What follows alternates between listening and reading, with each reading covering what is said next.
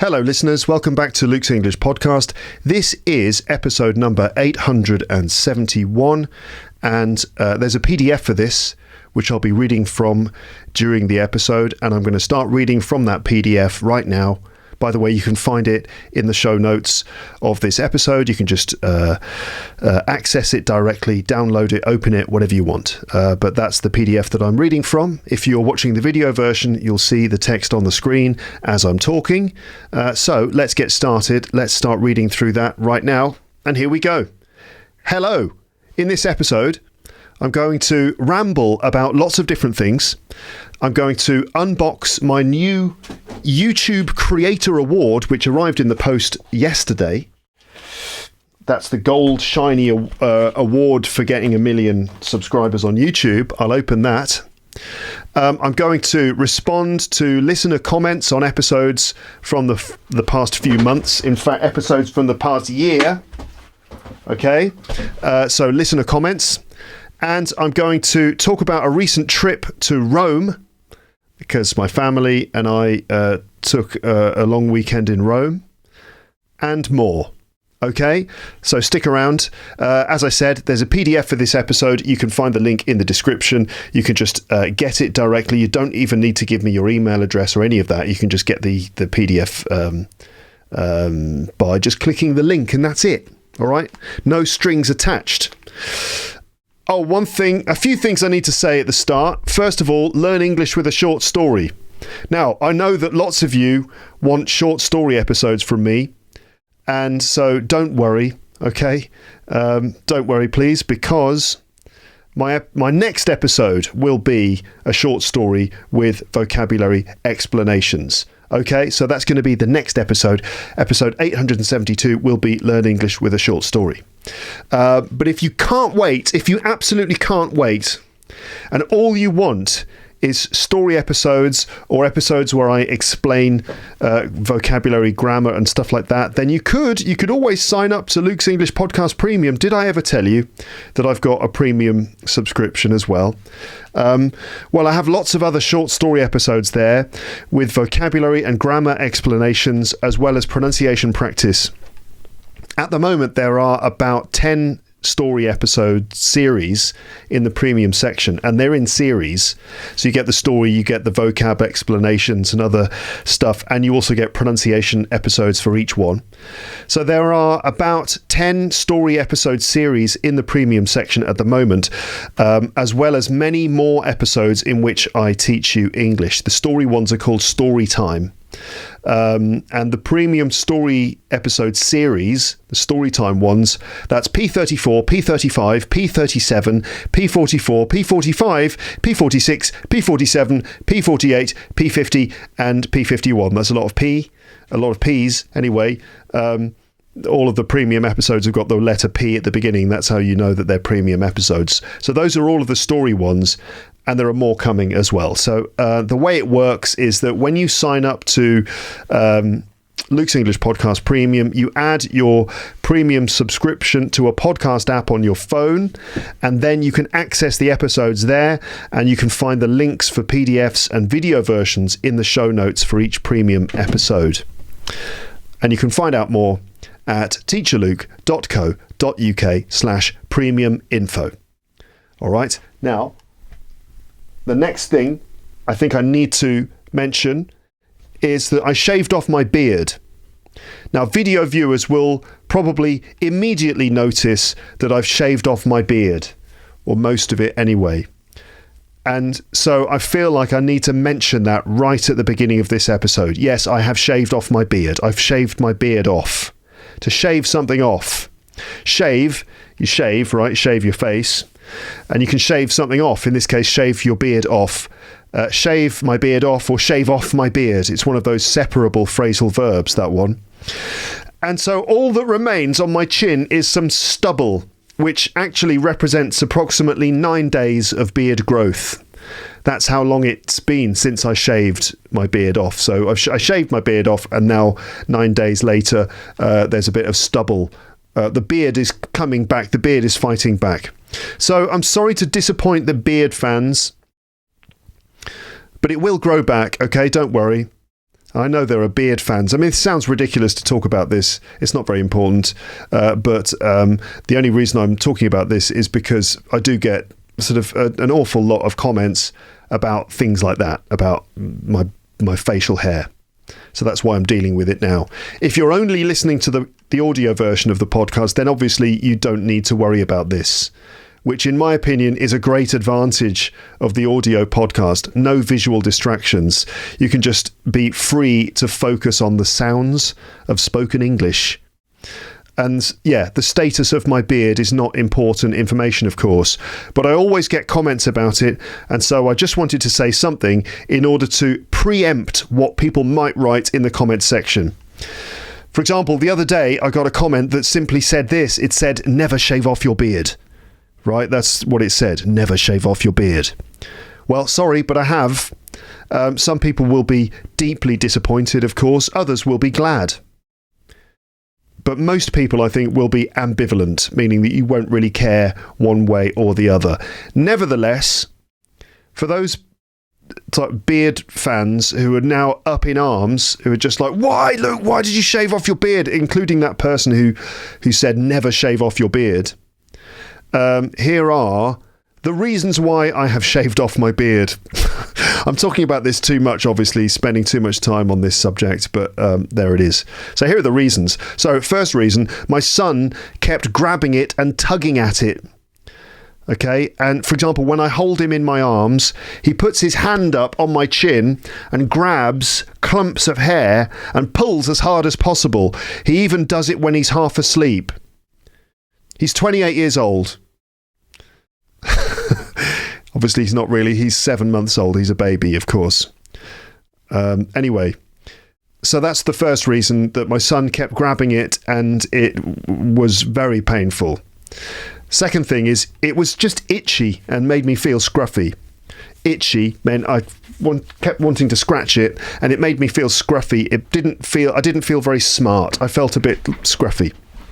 Another reason, food kept getting caught in it. Right, bits of food or drink. If I'm drinking, for example, a pint of Guinness, you end up with this big Guinness moustache where all the foam from the Guinness gets stuck to your beard, which can be quite nice because you get to kind of sort of slurp it off your beard. In fact, getting food caught in your beard can be an advantage sometimes, because later on in the day, if you're feeling a bit peckish, you can just a little bit of food there to keep me going. But generally speaking, it's not an advantage. Also, I went on holiday for a few days and wanted the sun to actually reach my face. So we went away in February for a long weekend. Now, obviously, February is not the sunniest time of year, but in Italy, where we went, there's more sunshine than you get in Paris or England. And we were going to be outside walking around quite a lot. And I actually wanted the sunshine to reach my face. So I thought, get all this stupid hair off my face. And finally, it's just nice to have a change. So there you go. Those are the reasons why, for those people who, just need to know this information, there you go. Those are the reasons. And, it feels so good. It feels good. It feels great to have relieved my face of that burden. And also, it felt so good to do it. I shaved it off with an electric razor or beard trimmer, and it was very satisfying watching the clumps of hair fall away into the sink. And there was so much of it. There was like this huge mountain of my facial hair left over in the sink, which I didn't wash it down the sink because that can clog the sink. So I gathered it up and threw it in the bin and then washed away what was left. But there was a big mountain of my beard hair, and it was kind of interesting to look at it, actually, because there was quite a mix of different colours in there. I know I'm going on about this far too much. I'm talking about it too much. But anyway, indulge me. So I noticed all these different colours in my beard. And here's some colour vocabulary, okay? And I want you to notice the way that we can modify colour adjectives with other adjectives. So we've got, in my beard, right, there was black, brown, ginger, blonde and white hair, right? A combination of those things. But to make it a bit more descriptive, you could say that some of the hairs were jet black, Like jet black emphasizes that they were like really dark black. I mean, obviously black is just black, but these were like, you know, you just thought, how much more black can these hairs be? And the answer was none. None more black, right? So jet black, meaning absolutely black. In terms of brown, they were kind of ruddy brown, a ruddy brown colour. If something is ruddy brown, it means it's kind of like a bit red, like reddish brown. Brown, but with a reddish tint to it. Then some of the hairs were just outright ginger, like just ginger. I've definitely got the ginger gene. I definitely have ginger in me. I'm not a full-blown ginger. I'm more of a ginger ninja, really. For example, when my beard is shaved, I could get away with it. But when I've got a beard, then it's obvious that there's a bit of ginger in there. Not that there's anything wrong with being ginger, of course, not at all. I mean, look at Ed Sheeran, for example. He's done very well. But copper ginger. Copper is a kind of metal, isn't it? There's sort of like a kind of a orangey metal, right? Like the cables that you get in electrical wiring is often made of copper. So copper ginger, emphasizing the fact that it was a sort of almost a shiny, bright sort of ginger orangey color. And golden blonde, so some of the hairs in there were just blonde, like beautiful golden blonde hairs. And then some of them, admittedly, were white, and not just white, but silvery white. So kind of a shiny, lovely, beautiful, shiny white. So jet black, ruddy brown, copper ginger, golden blonde, and silvery white hairs. And yeah, I know I look a bit different without the beard. Okay, I know I look a bit different. It's going to take you a little moment to just adjust. If you are not used to seeing me without a beard, you'll just be like, huh, what's going on? Where's your chin? What happened to your chin? I look a bit different without the beard, but really, does it make any difference to your English? This is the most important thing. Now, obviously, this episode is not about my facial hair, despite the fact that we have just had quite a lot of talking about it and vocabulary on the topic. Here's a little review. Look, this is how committed I am to your English. Here's a little review of the vocabulary for beards and facial hair, which I've just used. Did you notice this stuff? So obviously there's a beard. Right, that's the first thing. The next thing was to shave it off, to shave something off, to shave off your beard, to shave your beard off, or to shave it off, but not shave off it.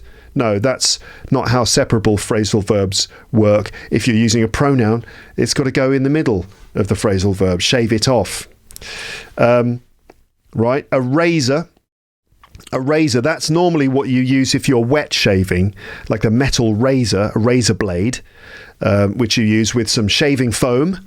There's another one, shaving foam. I forgot to put that in the list. Shaving foam as well. So you put shaving foam in your hands, put that all over your face, and then using a metal razor, you cut off the each individual hair, which I probably should do to get rid of all this stubble. But I didn't use a razor. I used an electric beard trimmer, right, to cut my beard off, to shave it off. Another phrase is to trim your beard. So we use a beard trimmer to trim your beard. If you trim your beard, it just means you make it a bit neater. You just remove some of the hair, right? You can also trim your hair. Like when you go to the hairdresser, you can say, just a trim, please, which means I just want you to cut off a little bit, just to make it a little bit shorter. So you can trim your beard. I didn't trim my beard, I shaved it off. To grow back, so obviously to grow like your hair grows all the time, right? Plants grow, flowers grow in the spring. Your beard can grow, and it can grow back as well. So like I said, if you are so utterly disappointed, devastated that I've shaved my beard off, don't worry, it will grow back. Stubble, there's another one. Stubble is like the short hairs that arrive on your chin that are a bit rough. It's not a full beard, just stubble. And we also have the phrase designer stubble. So this is sort of like when a guy has got stubble on purpose, like he's chosen to have stubble. Maybe he's even trimmed his beard down to the level of stubble because it looks cool. And you think of someone like David Beckham, who often has like designer stubble. It's it's not that he's just lazy, he hasn't shaved. He's intended to have stubble, like kind of shortish beard, to because he looks cool. But David Beckham would probably look cool whatever he did, really, wouldn't he?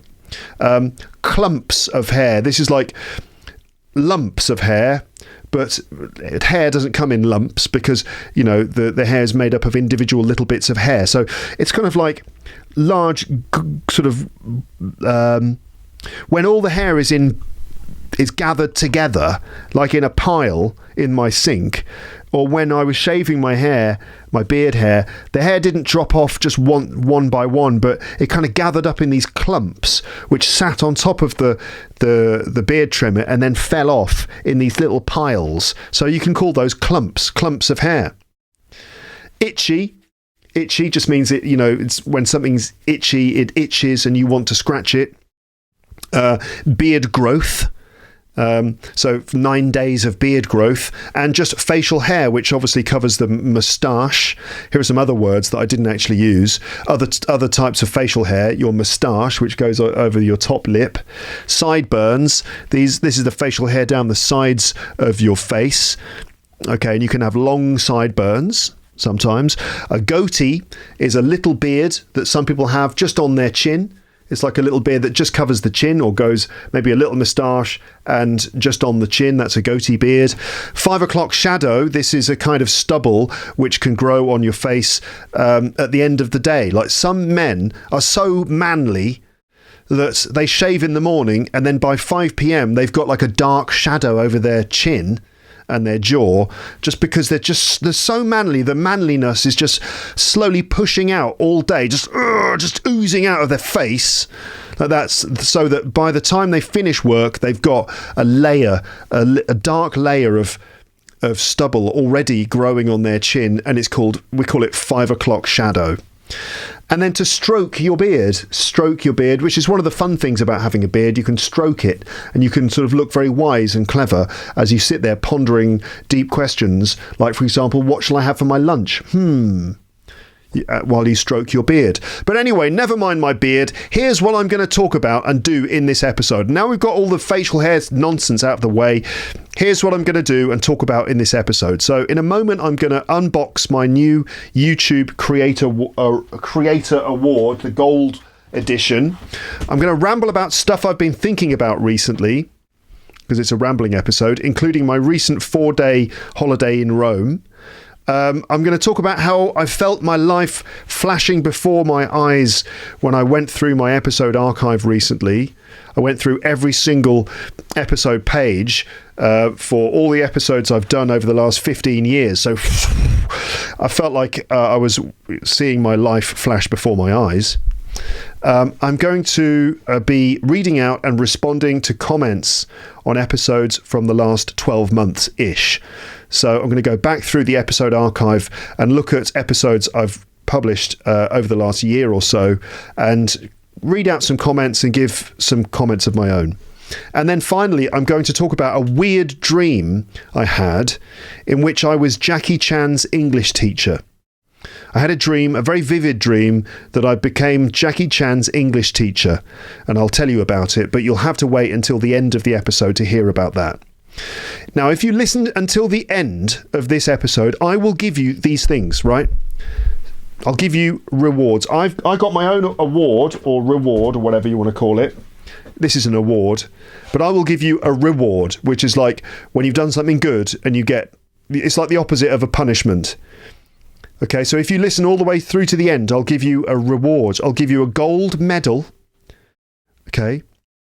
It's not actually gold, but I'll give you a gold medal, and I will give you a special certificate. No, that's not how you say that. I'll give you a special certificate of achievement, proving that you made it all the way through the episode. Okay, so a gold medal and a special certificate of achievement for listening to the episode. Those things both await you at the end. So hang out with me for a while and I'll speak English to you. Look, I'm already doing it.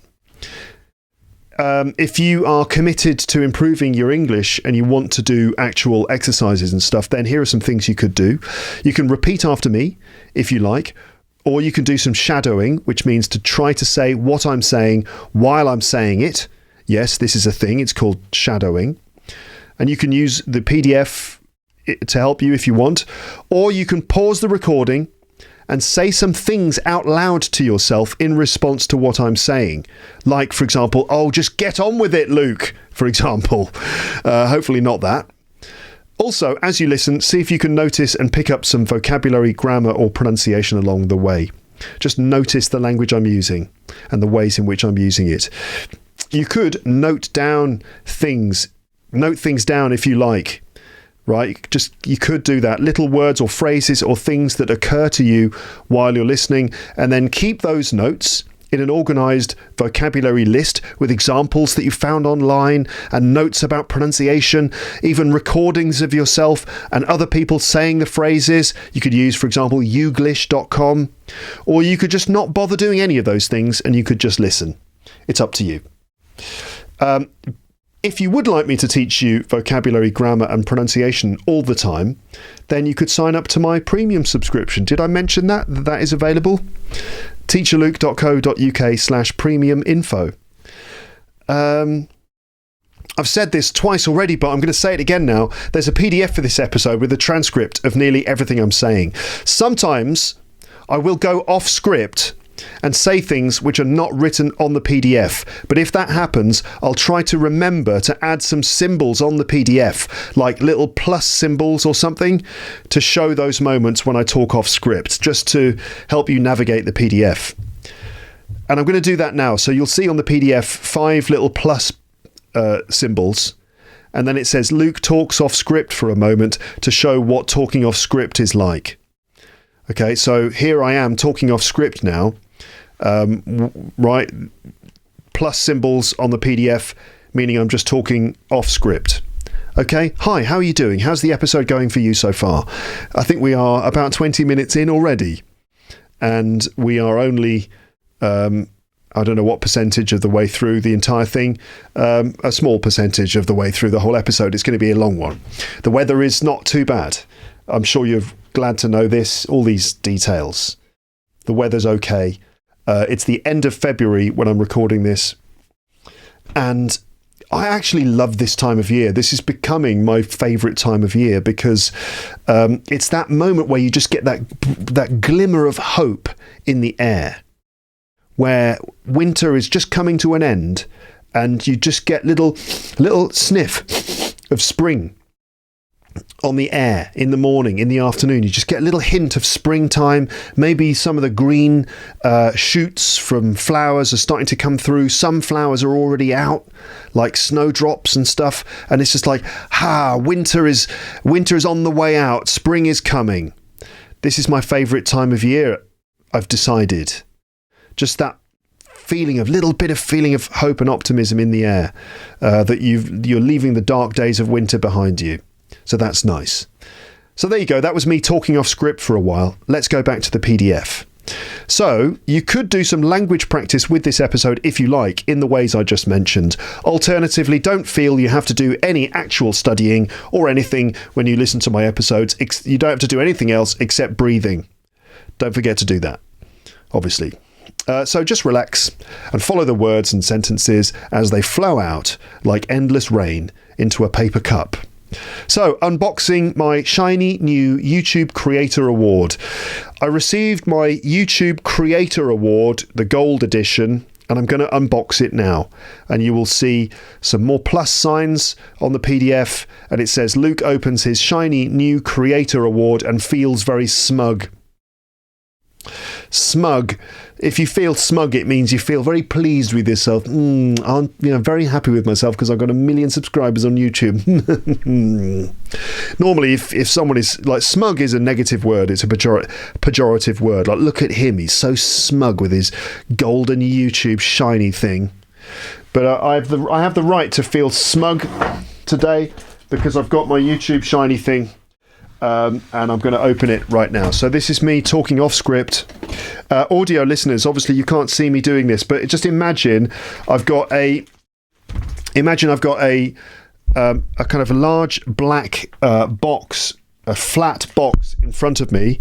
In fact, it's just whacked the microphone. It's larger than the other one. So with these creator awards, right, I think there are 3 different creator awards. The first one is awarded to YouTube channels when they reach 100,000 subscribers, and I got my 100,000 subscriber YouTube award thing a couple of years ago. I did a YouTube live where I opened it. I'm not doing a YouTube live for this one. I thought I would just open it in this episode.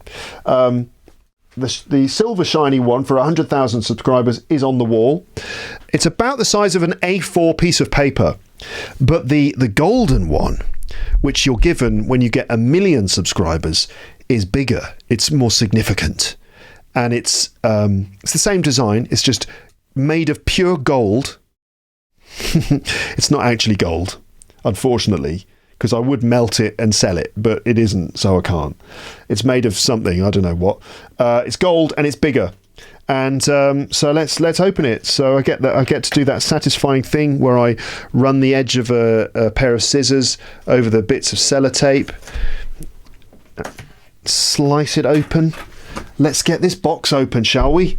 Okay, audio listeners. So I'm cutting open the sellotape, trying to get into this box here, opening up the flap on the front, and what we have underneath, what we have inside, is a layer of sort of black spongy material to protect the golden shiny thing. I remove that, and there's a letter from YouTube. Shall I read it? Why not? It's from the CEO of YouTube, Neil Mohan, and it says this: "You did it. 1 mission, 1 channel, and 1 more thing. 1 million subscribers. Congratulations! You may have just started with just a few viewers, but your voice, passion, and creativity have now touched the lives of people around the world, and the community you've built is enriched by the stories you've shared as you bring people together. To honour this milestone, we're proud to present you with the Gold Creator Award." Not actually gold. We hope this special recognition will remind you how much you mean to so many. Every day you are redefining how content is created and watched, 1 voice and 1 video at a time. It's a privilege to be part of your journey. We can't wait to see what you do next. Yours sincerely, Neil Mohan, YouTube CEO. Wow, thanks a lot, Neil. So glad you've been watching my videos. I'm sure you've watched all of them. And now we have the actual YouTube shiny thing. It's pretty heavy. It's pretty nice. It is nicer than the silver one, mainly because it's gold and it's bigger. So yeah, there's 3 possible awards you can get. The silver one for 100,000 subscribers, the gold one, which is about, I don't know, maybe the size of an A3, sort of more like A3 size. And then there's the diamond one, which presumably you get when you reach something like 10 million subscribers. I don't know if that will ever happen with my channel. But here it is. Here it is, the gold shiny thing. It says, I'm going to remove the plastic cover, and it does look rather wonderful. It says, presented to Luke's English podcast for passing 1 million subscribers, YouTube. Wonderful. There you go. It's covered in a gold shiny metallic-like material. There's a kind of YouTube play button on the front with a mirror. And it's very, very, very nice. And it's got some fittings on the back so I can hang it on the wall. Where will I put it? Where am I going to put that? I'll find a place. I'm going to have to rearrange the picture frames and stuff on the wall behind me somewhere. But that is going to be displayed on the wall at some point soon. Let's see if I can find a way to prop that up just behind me there, next to me. So it's there now. That's safe, isn't it? It's not going to fall off. Okay. All right, great. And of course, in the pack, I get some silica gel. Isn't it nice the way people always send you free silica gel as a little gift? Obviously, I know it's to keep things dry inside of the package. Anyway, there you go. That's nice. Thank you so much for subscribing to my YouTube channel and for, allowing me to, have the privilege of getting this lovely shiny award thing, which is going to look very nice on my wall. I'm feeling very smug and self-satisfied. Thank you so much. Nice one. Let's move on then, shall we? Okay. So I'm going to move on now to talk about my holiday in Rome. And again, some plus symbols on the screen because most of this is spontaneous speaking. Not all of it, though. So first of all, apologies to any Romans listening. And I'm not talking about like Julius Caesar and Marcus Aurelius and those guys, Emperor Nero and the other, or the rest of the gang. No, I mean like modern day Romans, people who live in Rome. Sorry to any Romans for not letting you know I was there, because there's bound to be someone who's going to say, what? You were in Rome? It would have been nice to have a coffee with you or something. Sorry I didn't let you know, but, you know, it was family time, right? It was a short trip, family time. I thought I'm spending time with my family. I could do some sort of Lepster meetup, but actually, no. This is strictly family time. I hope you understand. But anyway, sorry to any Romans who are disappointed. And now on the PDF, you can see a picture of an unhappy Roman. Anyway, pizza, pasta, ice cream, and ancient historical remains, and a lot of walking. That's kind of the summary of the trip. And it was really great. I mean, the second time I've been to Rome and had a lovely time. It's a fantastic place to visit. Obviously, it's very touristy, and we were just like, you know, tourists with all the other tourists, and we did a lot of touristy things, but that's okay. We visited the Vatican Museum, which is basically a long queue through some rooms with the most amazing Greek and Roman sculptures and works of genius by Renaissance artists like Raphael and Michelangelo. Not the Ninja Turtles, but the painters that they were named after, right? So, you walk through the Vatican Museum and there are these incredible works of genius, like the absolute pinnacle of human achievement in terms of sculpture and art. Just absolutely stunning. But you don't really get the chance to stop and appreciate them because you're in this long queue and there are Italian security guards basically kind of going, come on, keep it moving, keep moving. So you sort of wander through. Oh my God, look at that. Okay, I can't stay, and someone keeps moving me on. It's still good though.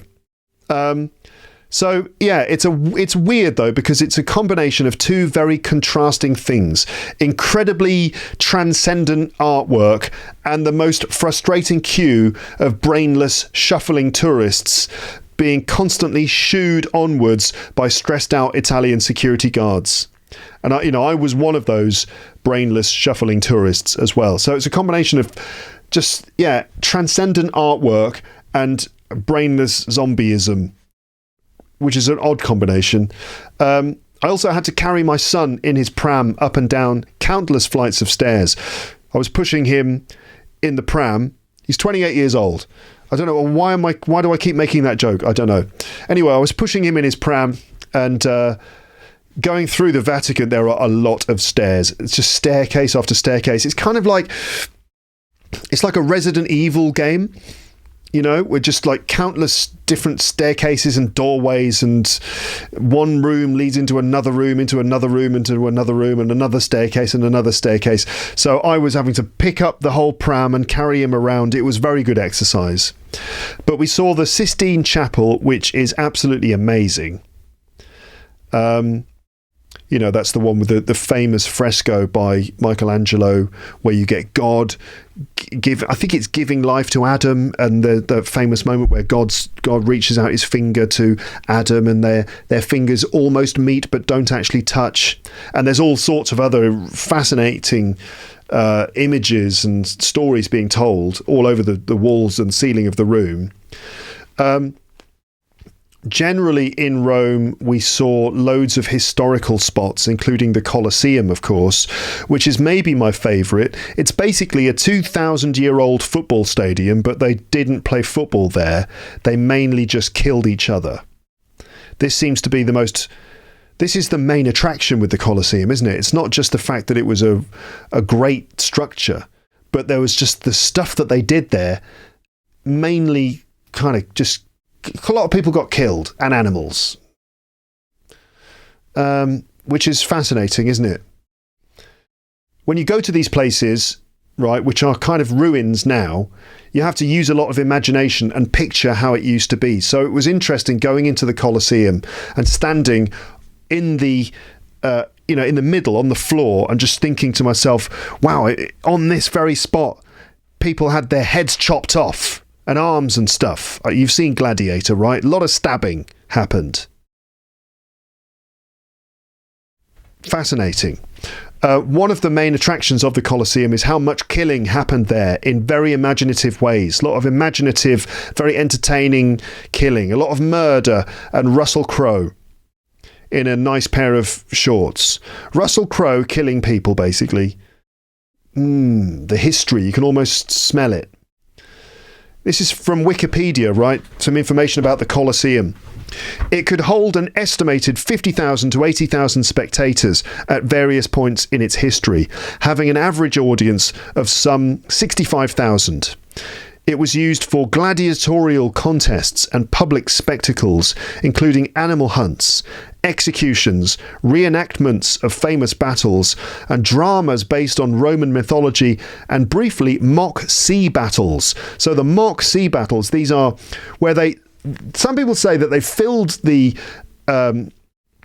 floor of the Colosseum with water, and then they kind of reenacted sea battles in the water, which is amazing, really, because the floor of the Colosseum isn't actually a floor. It's just like wooden panels, and there were rooms down below, and there were trapdoors in the floor, and they could release animals and gladiators and stuff. So how they actually filled the whole thing with water, I don't know. But still, about the animal hunts. The animal hunts utilised a great variety of wild beasts, mainly imported from Africa and the Middle East, and included creatures such as rhinoceros, hippopotamuses, elephants, giraffes, aurochs. What the hell is an auroch? Hold on a minute. I've never heard of an auroch before. An auroch, an extinct species of cattle, so kind of an extinct cow. Aurochs, I wonder why they were extinct. Apparently they were all got hunted by the Romans. Ah, you naughty Romans. Wisnets, there's another thing I don't know what that is. Another extinct species. Okay, it's a European bison, probably extinct now, thanks to the bloody Romans. Is it extinct? It's not extinct. Well done. Anyway, Barbary lions, panthers, leopards, bears, Caspian tigers, crocodiles, and ostriches. Extraordinary, right?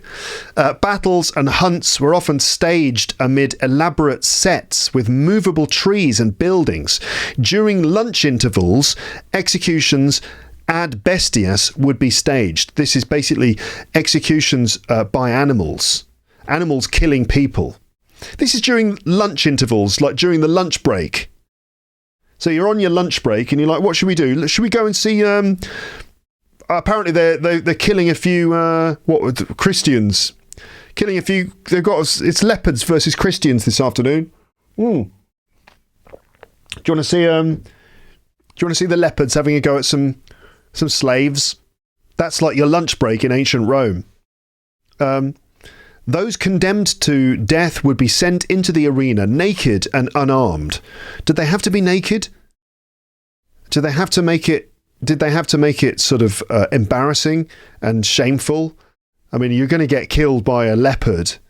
Did you have to be naked? Maybe the nakedness is... Maybe the leopards won't go for you if you're not naked. Maybe they're like, no, I don't want to... I don't know. So they would be sent into the arena naked and unarmed to face the beasts of death, which would literally tear them to pieces. Lovely. And this is what happened during lunch intervals. So everyone would be there eating their lunch, taking a break from what? Taking a break from the executions and other things and the fights between the gladiators. We're going to have a break now, and we're going to let you have your lunch. So you're eating a packed lunch. Meanwhile, leopards are tearing guys' limb from limb. Lovely. How's your sandwich? Delicious. Oh, look at that. He's getting his head bitten off. Meanwhile, while you're eating your pizza, enjoying a bit of entertainment where, a tiger is eating someone's leg. Acrobats and magicians would also perform, usually during the intervals. Yeah. So there you go. That's the Colosseum. I was recognised at the Colosseum. I was recognised in Rome once. This is how famous I am. The city is full of tourists from all over the world. I was recognised once. not bad, you know. I mean, I sort of hoped I might be recognised a bit more than that. You know, just waves of tourists from all sorts of countries. Me thinking, yeah, I've definitely got listeners. These guys are Turkish. These people over here, they're definitely Korean. I got recognised once at the Colosseum. A couple approached me and the girl said, could you take our photo? And then I think she used that as a way to then say to me, by the way, is your name Luke? And I was like, yes, it is. She said, English teacher. I said, yeah, that's right. She said, oh, I used to listen to your podcast. And I was like, used to? What do you mean used to? I didn't actually say that. We had a nice conversation. And I took some photos of them. But that was nice. You know, that was nice to meet some of my listeners in the Colosseum. So hello to you. If you're listening, they're not listening because they don't listen anymore. They used to listen to this podcast. Anyway, tourists. Here are some things that tourists do. Obviously queuing, standing in line for things. Also, milling around and getting in the way. Milling around just means sort of like moving around in a slightly directionless way, just wandering around, looking at stuff, and generally getting in the way, especially at train stations. Other things that tourists do, getting scammed in front of sightseeing spots. Getting scammed means where people come up to you and they start talking to you, and maybe they sort of say, oh, do you want to go and see the Colosseum? Do you want to jump the queue at the Colosseum? Or they say, hey, where are you from? Where are you from? Hey, come with us and we'll show you the thing. And then they just rip you off. They sell you a fake ticket, or they overcharge you for something, or they sell you a souvenir that you don't really want, that you feel pressured to buy it, or they start talking to you and then they put a bracelet on your wrist and you didn't ask them to put it on, but they put it on anyway, and then you feel obliged to pay for it. So that's kind of getting scammed. So that's another thing that tourists do. And there were lots of scammers outside places, outside the Colosseum, and other areas. A lot of people carrying lots of souvenirs, and they come up to you and they say, hey, where are you from? Where are you from? And you just have to ignore them, you know. It's not very nice, but you just have to completely blank them. And there were a few... The joke which I've heard lots of times is, hey, where are you from? Where are you from? Africa? Because, you know, obviously I'm not from Africa because I'm white. You see? Hilarious joke, isn't it? Where are you from? Where are you from? Senegal, yeah. That's what they say. Also, another thing tourists do is just mindlessly taking videos of everything without actually looking at it with your own eyes and remembering it with your brain. So we saw a number of people walking past the Colosseum, just literally with their phone up like that, just videoing as they were going, but not even really looking at the Colosseum, just like talking to their friends or whatever, and just filming as they walked. Which does beg the question, why not just look at it with your actual eyes and remember it with your actual brain instead of getting a camera to do it? Are you really going to just go home and then look at that later and go, okay, here are the things that we could have looked at when we were actually there? Another thing that tourists do is following strange people holding umbrellas in the air. There was a lot of that. Just sort of crowds of people just following someone holding an umbrella. It's always an umbrella, like outstretched, not open, closed, a closed umbrella that's been pulled up and is held up in the air. So you just get these weird umbrella cults wandering around following the umbrella master. And a lot of stressing as well, quite a lot of stress among tourists, especially entering these popular tourist places, stressing out about entering places, and also jumping the queue. A lot of queue jumping ahead of other people in queues, and then pretending not to understand how the queues actually work if they get caught.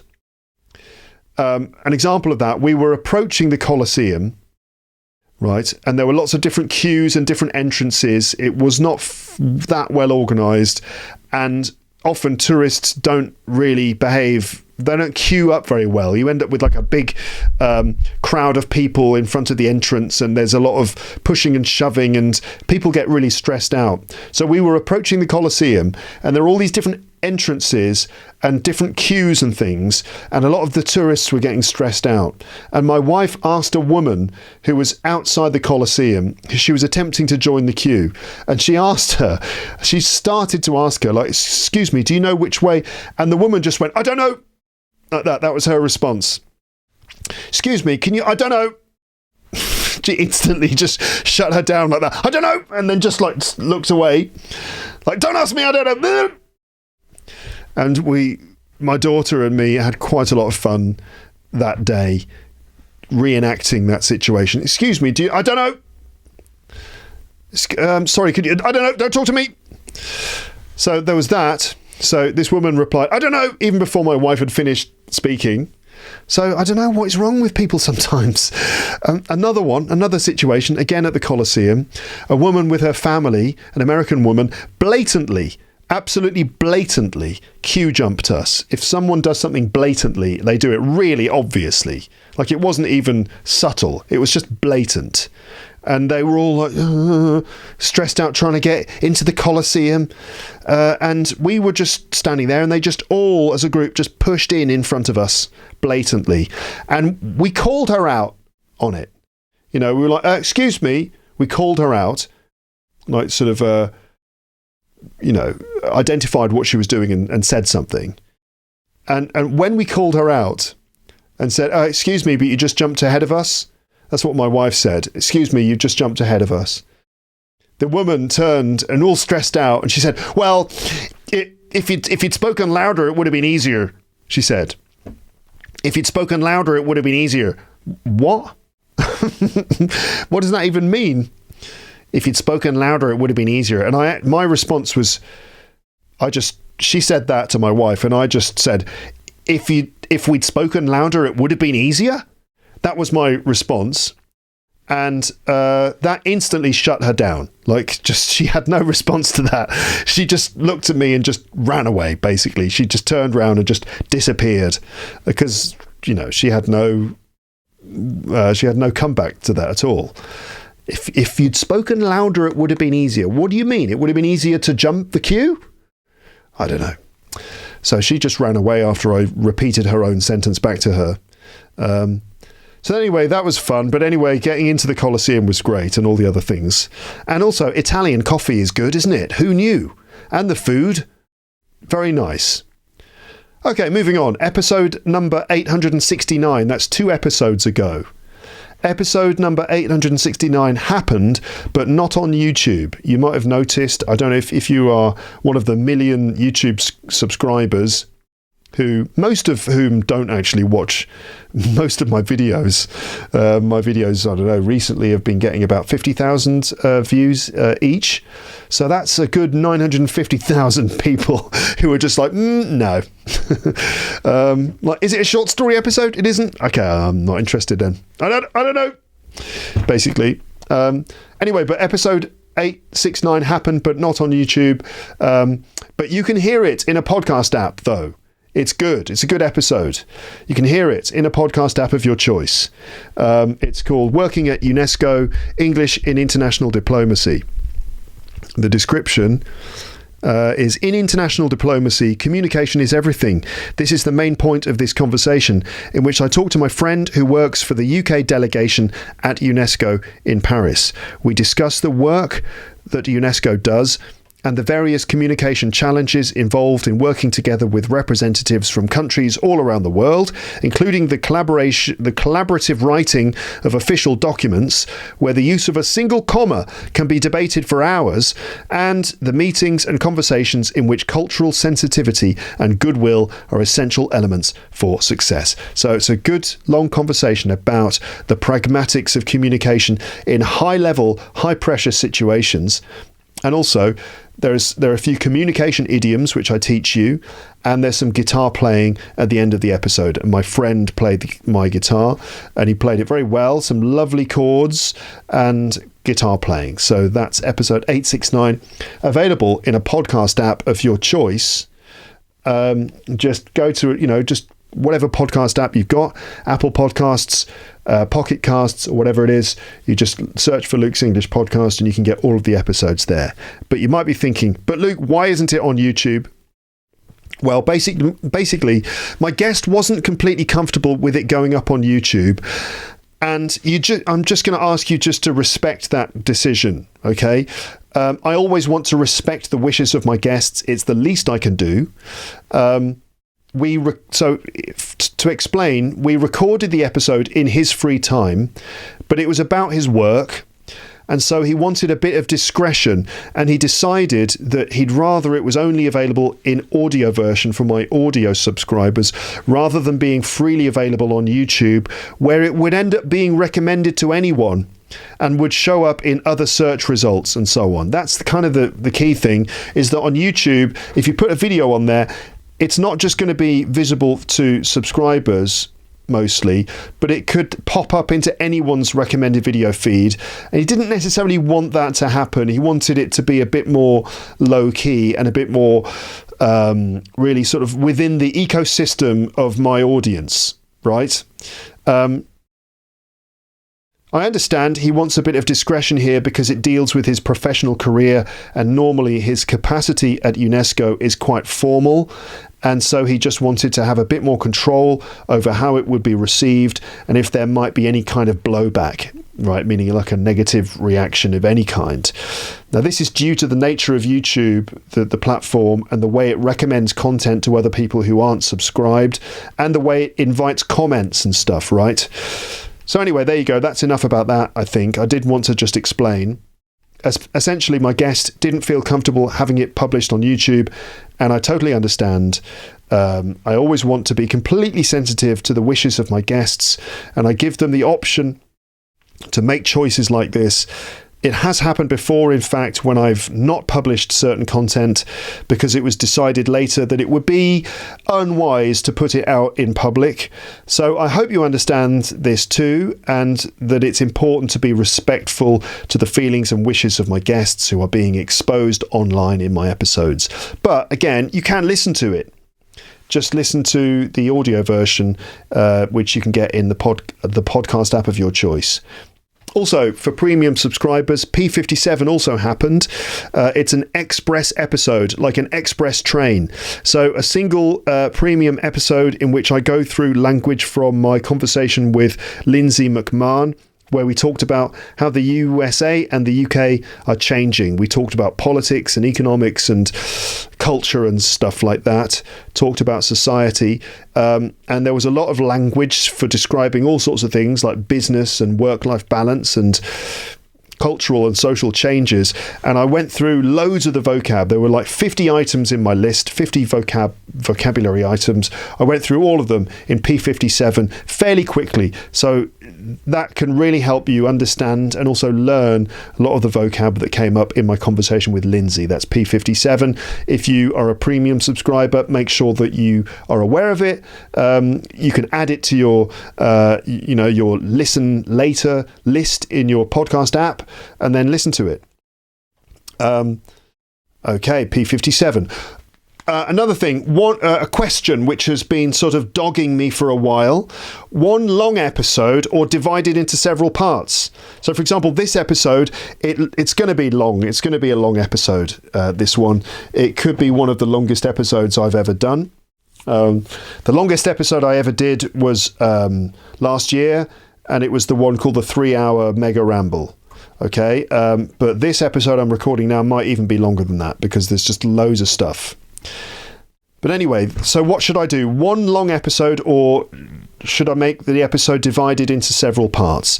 Now, I think I talked before about this, maybe at the end of one of those trivia quiz episodes from the end of last year. I've talked about this a few times, about maybe splitting episodes into shorter parts. I also asked for your comments on this, and I received comments on both sides. Some prefer one long episode, others prefer episodes to be divided into parts. After thinking about it and releasing a few episodes divided into parts again, I've decided that I'm not going to do that, probably. In fact, I decided that quite a long time ago now, and I've remembered why. So I've basically decided that I would rather upload episodes in that are just like one single long episode. I'd rather do that than divide the episode up into separate sections published independently. Okay, now let me explain.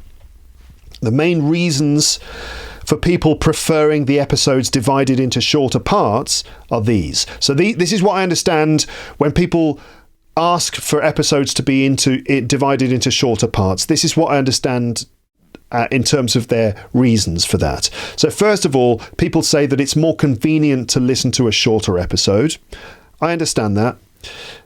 People say, I get tired after a certain amount of time. I understand that too. And people sometimes say, I listen on my way to work and the commute time from home to work is about 30 minutes. So if your episodes could be about 30 minutes, that would be perfect. And other people say things like this. I listen in bed and I often fall asleep after 30 or 40 minutes.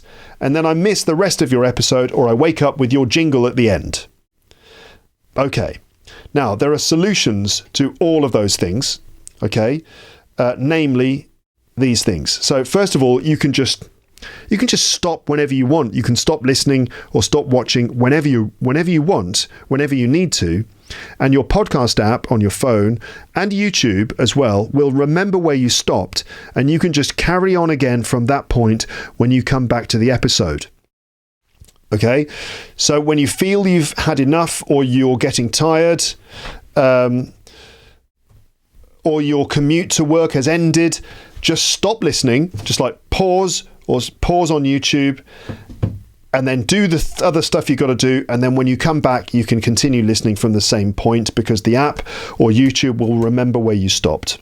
Okay, even if you close the app, close your phone, go to a different website, when you come back to that video or episode, it will remember where you stopped before. Another thing is this. If you're falling asleep before the end of the episode, just set your phone to stop playing the episode after a certain time. So you can set a timer on your phone. When the timer runs out, it will automatically stop playing the episode. Here's how. So on iOS, if you've got an iPhone, use the clock app to set a sleep timer. To set a timer. In fact, not even a sleep timer, just a timer. So in your iPhone, open up the clock app, find a countdown timer. Set the time that you want, and then set the alarm sound. You know, you can choose the alarm sound, or it's like Ripple or whatever it is. You can choose the alarm sound. At the very bottom of your list, it says stop playing. So choose stop playing as your alarm sound, and then start the timer. Then you start the episode and start listening to it. When the timer stops, the phone will just stop playing the media that it's playing. It will stop playing the episode and it will go silent. And then you can just sleep in peace. Okay, so that's a countdown timer with stop playing as the alarm. On Android, you can just do exactly the same thing. You just need to download a free app. It's called Sleep Timer Turn Music Off. That's the name of the app. And it does exactly the same thing. It's free in the Play Store and it does the same thing as the iOS Sleep Timer. It stops playing the episode when the timer runs out. Okay? So that's what you can do if you're going to fall asleep. If you listen in bed, you're going to fall asleep. You can set a timer to stop the episode playing after 30 minutes or something. So there are solutions to the issues that people have about long episodes. There are solutions. You can just stop listening and continue later. You can set a sleep timer to stop it automatically. So I prefer publishing longer episodes rather than splitting them up for various reasons. Here are some of those reasons for not dividing episodes into parts. So first of all, people actually listen to them wrong. When an episode is in parts, when an episode is in multiple parts. When an episode is in multiple parts, people listen wrong. Does that make sense? It's frustrating. For example, part 2 gets more listens than part 1. So if there's blah blah blah part 1, blah blah blah part 2, I publish part 1 on Monday, and then I publish part 2 on Friday, by the following Monday, or by a couple of weeks later, part 2 has had definitely a lot more listens than part 1, which I don't understand. But that does often happen. Another reason for me is that it breaks up the continuity and the flow of ideas that develops over the course of one single episode. So the continuity and flow of ideas that I can generate over one single episode, even if it's 3 hours. For example, the one I did about that lovely day in spring in Paris that I had last year, I recorded an episode all about that, talking about my whole day, and it was 3 hours long. By the way, one of the most popular episodes of the year, that episode, which is at least 3 hours, maybe more, it's had 250,000 views on YouTube and loads of listens for the audio version. So, that's good for a long episode. But in that episode, there was a continuity, there was a sense of progression from the start to the end, where it was like definitely a journey that we were going on together. And dividing it into several episodes would have broken up that continuity. Especially since people come to the podcast and they listen to the episode that is the newest one. And if it's like part 2 or part 3 of that series, they're not going to understand where I started from. They're not going to be in the same context, the same mental space as people who listened from the beginning. Also, I have to do little introductions. There's the jingle. It all gets broken up. The flow of ideas gets broken up. Also, if an episode isn't popular, people are forced to live with it for longer, right? So, for example, if I have a 3-hour episode, I divide it into 3 parts. Let's say I publish part 1 on Monday, part 2 the following Monday, part 3 the Monday after that. That's 3 weeks of the same episode. And if people don't really like that episode, they're going to have to live with it for 3 weeks. You see? If I publish part 1 on Monday and part 2 on Friday, neither part gets the proper opportunity. It works best when one episode is left at the top of the list for a week. Just that one episode for a week. Whereas if I split it into 2 and I upload 1 on Monday and the next part 3 or 4 days later, that means that each episode only sits at the top of the list for about 3 to 4 days before it gets replaced by another one. And so actually, those episodes don't really get the chance to sort of really thrive. Okay? This is what it is from my point of view. Also, dividing episodes is in fact more work for me.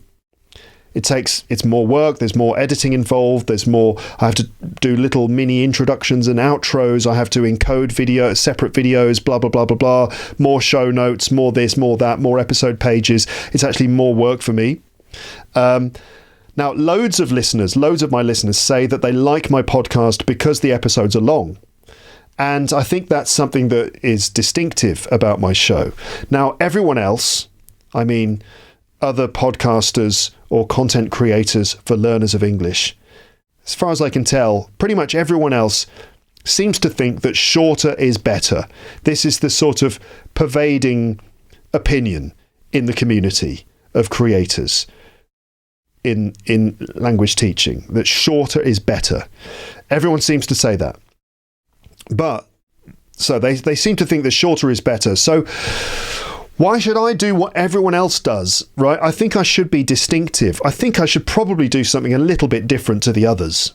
Now, I've been doing longer episodes for ages now, and truth be told, it is working for me. It does work for me. I know that it's not everyone's cup of tea, but actually it works quite well for me. And I don't really want to do what some other person defines is the right way to do it. I don't really want to follow what other people are telling me is the right way to do it. I want to make that decision myself based on my own judgment, my own experience and my own criteria. I think that I'm probably the best person to judge the right thing to do, even if in the community there is this sense that shorter is better. I don't know, something is telling me that I should just trust my own instincts and judgment. Another thing, English lessons that you'd take in a language school are usually at least 2 hours minimum. And I sort of feel like my episodes, I feel like it's a similar sort of feeling. An English lesson is going to be at least 2 hours, maybe 3 hours. My podcast episodes are a similar sort of progression. And as I've said before, podcast apps and YouTube make it possible for you to stop listening whenever you want and come back later to continue from the exact same point. You don't need to listen in one go. You don't need to start playing the episode and then listen all the way through to the end without interrupting it. You don't need to do that. You can pause and interrupt whenever you want. So that's why I probably won't divide episodes into parts, and probably will publish longer episodes rather than episodes in multiple parts. That doesn't mean that every single episode I do is going to be 2-3 hours long. No. And they'll be as long as they need to be. All right. But having said that, I still might divide episodes into parts sometimes. Right. I still might do that because it really depends. Sometimes that is the right thing to do. So basically, there are no hard and fast rules here, but I will go with my gut instinct and my judgment and experience, and I would probably rather do single long episodes rather than dividing them. Now, from a monetary point of view, in terms of revenue, this is probably the wrong choice, by the way. I mean, keeping episodes long, one single long episode, that is probably the wrong choice from a monetary point of view. This is because splitting an episode into 2 parts and publishing them at different times means I get twice the amount of ad revenue from them. Because you get an ad at the beginning, an ad in the middle, and an ad at the end. So in one episode, that's 3 ad placements. But if I divide that episode into 2, that's 6 ad placements. And in fact, if I divided it even further, that would be even more ad placements. You see, so from a monetary point of view, it's actually a better idea to split them up. But sometimes it's not always best to do things just for the money, right? It's not always the best. That shouldn't always be the main metric or the main reason that you do things. You've also got to think about the content and trying to make the content work for itself, and hopefully the monetary stuff comes as a consequence of that. So there you go. I've laid out my case and my opinion. So there you are. All right. Moving on. Website admin. My life flashed before my eyes. Now, in episode 865 with Amber and Paul, I said that I'd been doing website admin, or that I was doing website admin in July of last year. On my website, you can find the episode archive, teacherluke.co.uk/episodes. That's a massive list of every single episode of the podcast that I've ever done, including loads of episodes which are not on YouTube. Hundreds of episodes which are not on YouTube. That's the episode archive.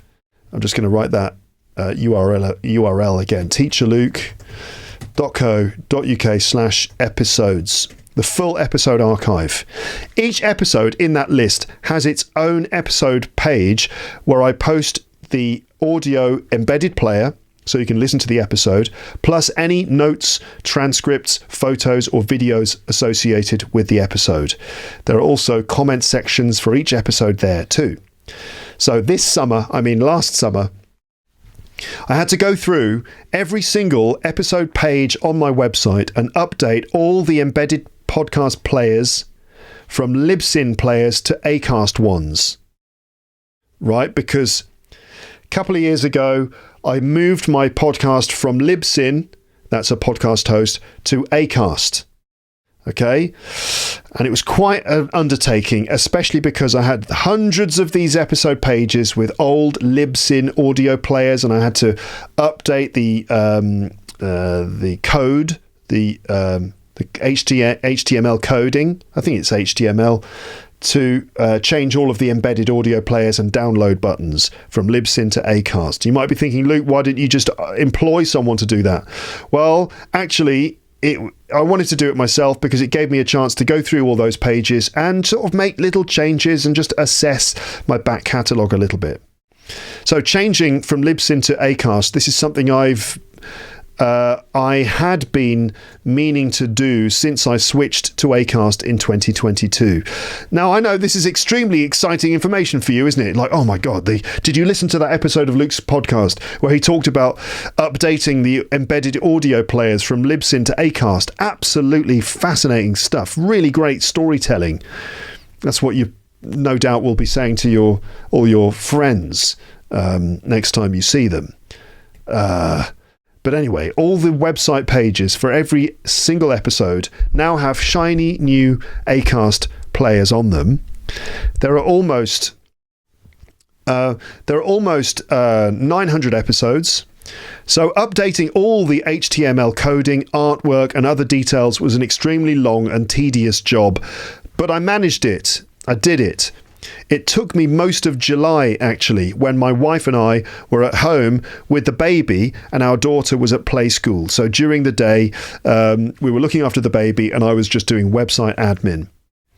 July was mostly spent just changing nappies and changing embedded audio players on my website.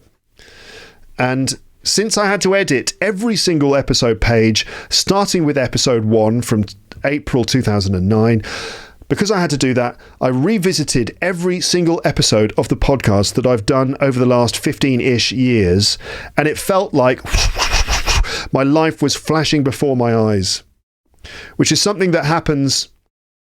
People say this happens when you die, or at the moment that you die, your life flashes before your eyes. In this case, it happened because I had to make all these changes on my website. So here are some thoughts which occurred to me while going through the entire episode archive and seeing my podcast life flash before my eyes. So there were a lot of thoughts in response to a lot of episodes. As you can imagine, it was a bit of a journey. I couldn't write all of those thoughts down, of course, but they included things like me thinking, oh, that was a good episode, or that was a bit of a weird one, or what on earth did people think about that? And I should do more things like that. Or I must get James back on the podcast, and Amber and Paul. And, oh yes, I forgot about that episode.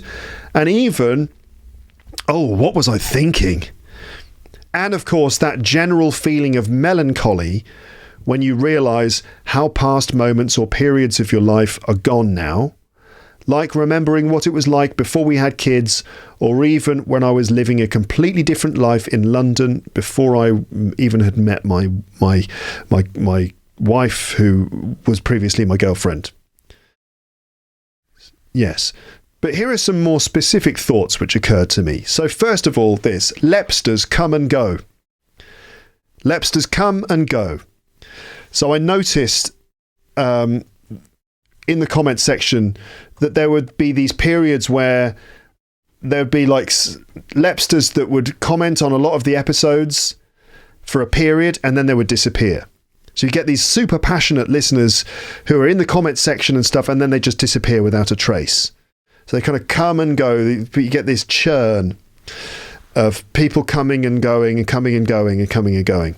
So I was curious, have any of you been here since the very beginning? I mean, since the old days.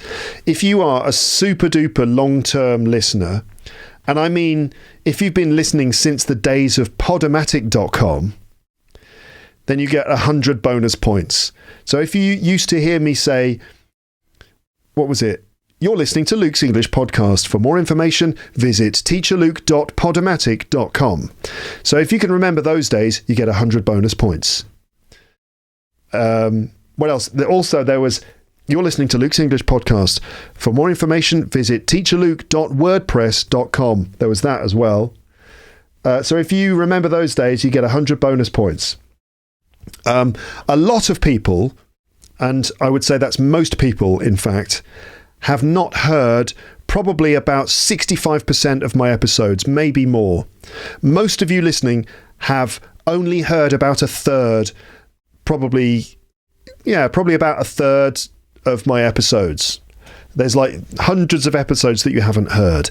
And that's a pity, because there are some good moments in there, like, for example, the pink gorilla story, which is an episode I often bring up in situations like this. So if you are unaware of those older episodes, I invite you to go back into my episode archive and check them out, or just open up Luke's English Podcast in your podcast app and scroll back through the list. You'll find the entire list in your podcast app, and there are some crackers in there. There are some good episodes, and maybe some duds as well, meaning sort of quite of bad episodes too, possibly. But that's your call, isn't it? I don't know which episodes you're going to love and which ones you're not going to like. There are definitely going to be some episodes that test your patience, some episodes that are just a bit too weird and you might think, what was he trying to do with this? And then some episodes that are going to hit the spot perfectly. But you'll just have to go back into the back catalogue to find out. Also, other thoughts, gratitude. I just wanted to express my gratitude, which was a really strong feeling of just gratitude and being grateful. So thank you so much for sticking with me for so long, if indeed you have. Listeners who've been listening for more than 2 or 3 years seem to be rare. A lot of people tell me that they've been listening for about 2 or 3 years. I think that's probably because a lot of people listening now discovered the podcast during the pandemic. Is that you? Did you discover this show during the pandemic? But anyway, if you've been listening for longer than that, that seems to be rare. So I wonder what all those pre-pandemic listeners are doing now. Did COVID change you? Is that what happened? You're like, I listen to Luke's English Podcast. I am a Lepster. And then one day, oh God, oh, I don't want to listen to that podcast anymore. What did COVID do to you?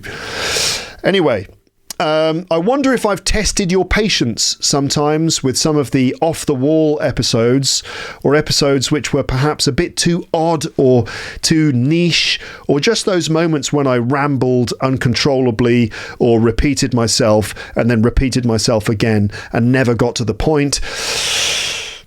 It's hard to tell what people will like or not like, isn't it? Like there was the drunk episode, it was called Friday Night Banter, that one which is bound to have annoyed some people, where you can listen to my friends and I sort of getting a bit drunk and talking a lot of nonsense. But then again, that sort of episode is also exactly what some people want, so I don't know. But there have been some quite wonderful moments, even if I say so myself. Some hilarious moments. Some profound moments, some profane moments, some good lessons about language learning, and of course, some genuinely profound insights into the human condition. All in all, it's probably best not to overanalyze, because you get paralysis by analysis, right? And I should just trust my instincts, try to be fairly disciplined with myself, but also take little risks too, and just carry on. That's one of the main messages that I get, is people just say, please keep doing this podcast. Never stop doing the podcast. Well, I don't have any plans to stop just yet, so that's fine. So finally, we get to the section where I read through some comments on recent episodes. This is where I actually get into rambling through the episode archive as promised in the title of the episode. So in the second half of the last episode 870 with Kate, I went through some listener comments on recent episodes. So I read out a few comments from the last few episodes. I mentioned comments from the last few episodes, except the one about UNESCO, because I hadn't published it at that point. But now I want to actually go through comments and other thoughts relating to other episodes I've done over the last 12 months. So that's actually going all the way back to February of last year. Now, why I'm doing this is because, well, actually, I originally intended to do this in the autumn of 2023, after having spent 2 months not recording any podcasts. Right, so you remember when the baby was born, I took 2 months off. I didn't record any podcasts in that time.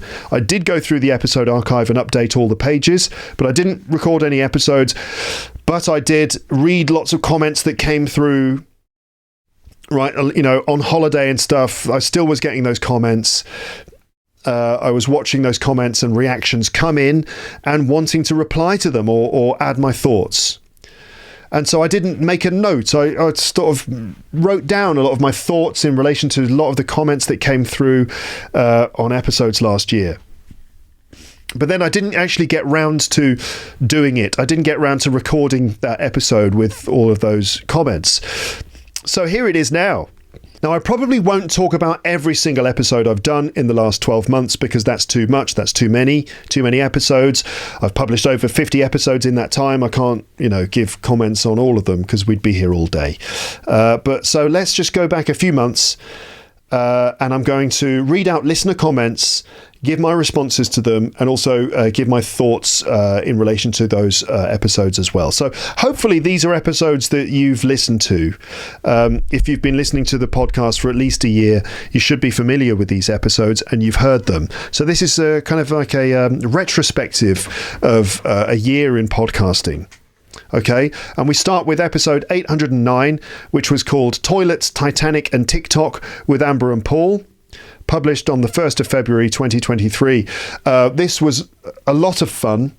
We ended up talking about going to the toilet and the ins and outs of toilet usage in every possible way. We had a great conversation. It was one of my favourite conversations I've had for a long time about all sorts of things that people don't normally talk about, but which everybody experiences. And we got into a lot of very specific and very funny details. Here are some comments. First of all, from the website, Christina Razlivkova said, "Oh gosh, that was brilliant. So funny, I nearly peed myself." Yes. Wenham said, "Love this episode. The matrix you used to analyse different ways to wipe. That's so hilarious." So we were talking about wiping.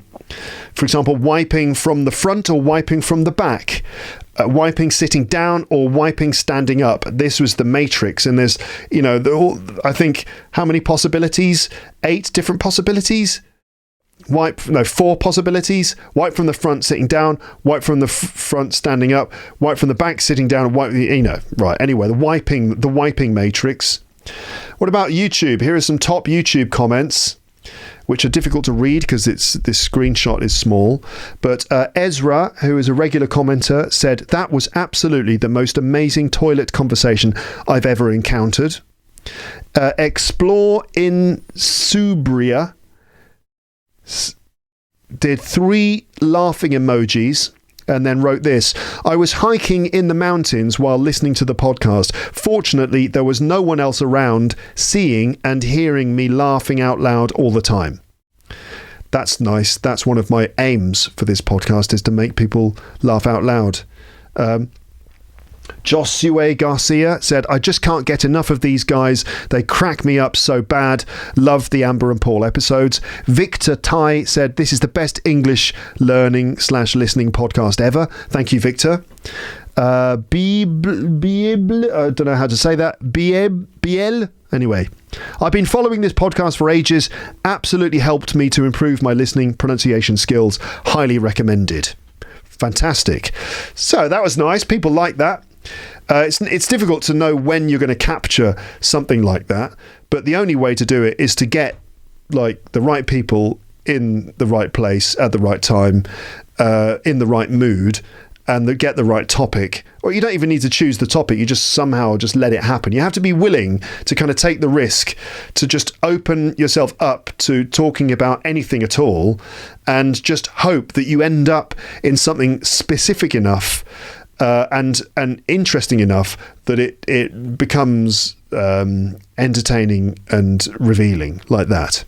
So let's move on to episode 815, which was called A River Avon Year, The Wildlife and History of Shakespeare's Avon by Rick Thompson, brackets Dad's new book. So this was the episode I did with my dad when he published his latest book, which was called A River Avon Year, about wildlife and history all around a river that runs through the middle of England.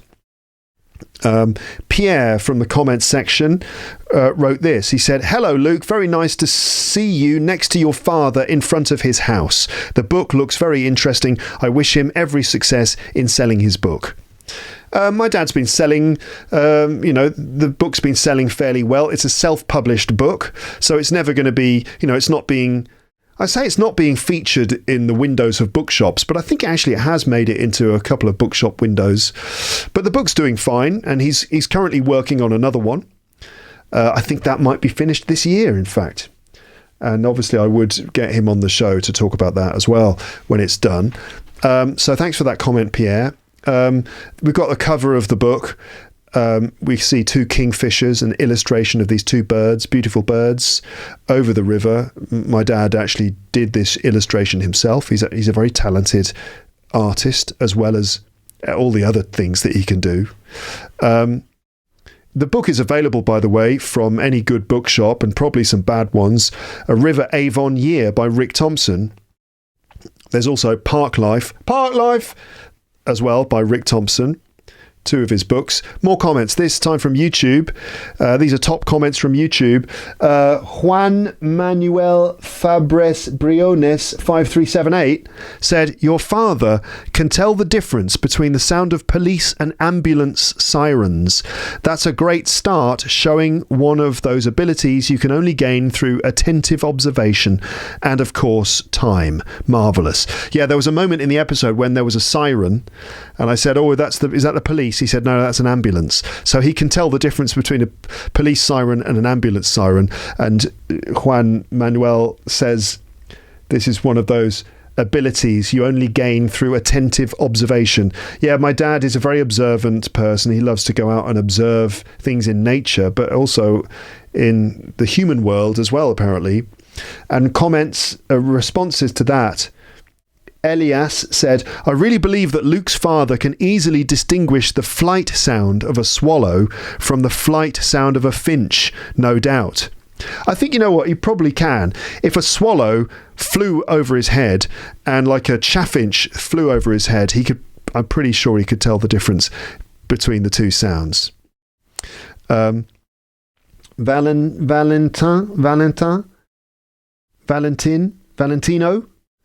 said, "Hi Luke, could you inform on the book of your dad?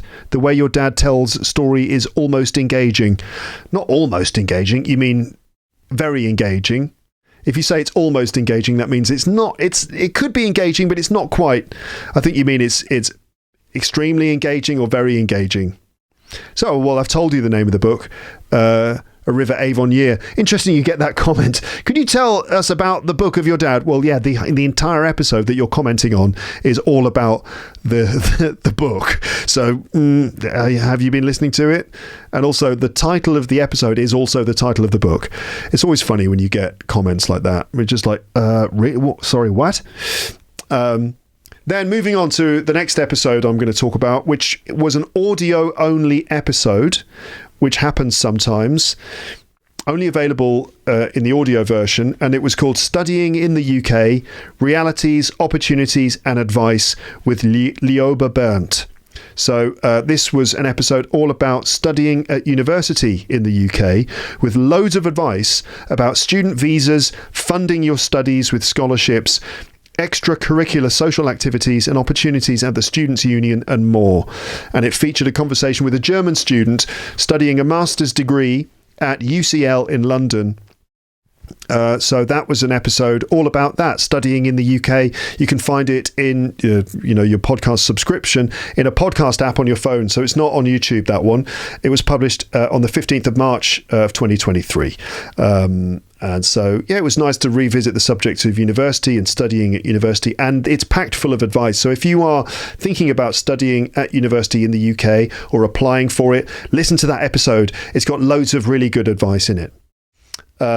Moving on, we had episode 816, which was called Kate Billington in the Podcastle, and that was where I had Kate sitting next to me. We talked, we drank tea, and when Kate and I are on the show together, we end up, I don't know how we do it really, but we end up spending ages talking about sort of seemingly nothing really, just talking about cake and stuff. But people seem to really like it. So top comments on that one from YouTube. Hi Luke, it was about 13 years ago when I first listened to your podcast. I was very interested in British music, culture and accent back then. Then I studied English in Edinburgh for a year. As I remember, when I was there, I messaged you on Facebook and you replied to me. Anyway, I found a partner there. I have my own English school in Japan. And then I started my podcast, being inspired by you. Your podcast gave me good inspiration and still does. Thank you. And I'll keep on listening to your podcast. Wonderful. That's from Anne Cook Podcast, who moved to Edinburgh, met someone, started her own English school in Japan, started her own podcast. Anne Cook Podcast. Anne, A-N-N-E, Cook, C-O-O-K-E, podcast on YouTube. Well, that's nice to be an inspiration, isn't it? Jose said, I'm crazy about Kate's accent. Love the way she speaks. Please bring her again. Well, I did, in fact, the last episode. I hope you enjoyed that. And another Jose Benito said, such a perfect video to watch after lunch. Yeah, since I only watch YouTube on my TV, I made myself a cup of tea, sat comfortably on the sofa, and I watched the whole video. It was even better than watching a movie and definitely easier to understand. Well done. Thanks so much for your dedication, and keep on posting videos like these. Yeah, podcasts. Hopefully my podcast is easier to understand than movies, Netflix and all those things. People often assume that they should watch movies, they should watch Netflix in English to practice their English listening, but actually those are some of the most difficult things to listen to and understand. And of course, I recommend listening to podcasts instead, because this is a much more natural and authentic representation of the way that people actually speak English. Because with movies, you get all the sound effects, you get the music, dialogue has been written in advance, it's all written down, it's scripted, and that's less natural.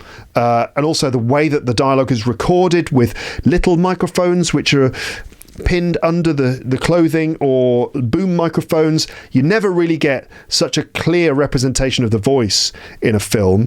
It's actually surprisingly hard to understand what people are saying. Plus there's naturalistic dialogue, a lot of mumbled dialogue, and so you might assume that watching Netflix or movies is going to be the best thing to listen to practice your English, but no, it's not. It's actually very challenging, and it can be very disheartening. The same thing is true with the news as well, unless of course you're particularly motivated to watch or listen to those things. But of course, I always say that podcasts, they've got to be the ideal thing to listen to if you're practicing or trying to improve your English. The next episode to talk about is episode 817, which was called Parsons Pleasure, Learn English with a Short Story. So this was a big episode. It's currently got over 3 million views on YouTube and plenty of audio listens too. So it did really, really well. Very popular episode. On YouTube, top comments, like this comment got 1.2 thousand likes from Denise Monterisi. She said, "Hi Luke, I'm a 60-year-old Brazilian woman." So that's 60-year-old, a 60-year-old woman, not a 60 years old woman, but a 60-year-old woman. She is 60 years old, but she is a woman. She is a 60-year-old woman. So I'm a 60-year-old Brazilian woman, and I listen to your podcast and YouTube lessons while I do the housework. Great teacher. Congratulations. So that was the top rated comment. I guess a lot of people sort of feel the same way as her, which is nice. It got 97 replies as well, that comment. Another one. This is the first time I've managed to read an entire English story in just 2 hours. Without your explanation, I wouldn't have been able to do that on my own. Thank you, Luke.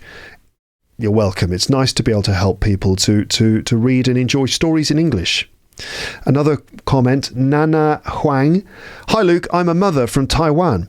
My children did love Roald Dahl stories. I didn't expect to watch the whole video in one go after my breakfast when I just came to the channel for the first time. So she just came to the channel for the first time, started the video, and ended up watching the whole thing. The story is extremely out of my imagination, and your talking skill is attractive and easily understandable. I will watch other videos for more interesting topics and stories. It's exactly the way I want to be more familiar with English. Thank you for your work. You're welcome. So, I understand how much people like the short story episodes, and I've got some lined up. They take some preparation, but I've got some lined up, and I've got more comments comments about story episodes coming later in this episode. Where are we? How much time have we been speaking? Oh, quite a long time. I mean, who knows? You know, I said all that stuff about how I'm not going to divide episodes into several parts, but I might actually do it with this one.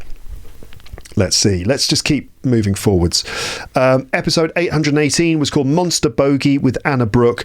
I talked to my friend Anna. She's written a book, a kid's book, about a monster that's made of bogies. Bogies are those green things that come out of your nose. And of course, we talked about bogies. I mean, we talked about going to the toilet a few episodes before. And so then we ended up I ended up talking with Anna about bogies and, you know, all the vocab relating to the stuff that comes out of your nose, because, you know, you never know when you're going to need to talk about these things. Comments from YouTube. I love Anna's positive energy. What a lively and funny conversation. I enjoyed it a lot. Thanks, Luke and Anna. What a lovely guest you had for us, Luke. Thank you so much. Time flew by. I like Anna's laughter. How enthralling and funny. I like it so much. Quite a great array of new words. Yes, a good array, a selection of new words. Anna has written another book, and this one's about farting.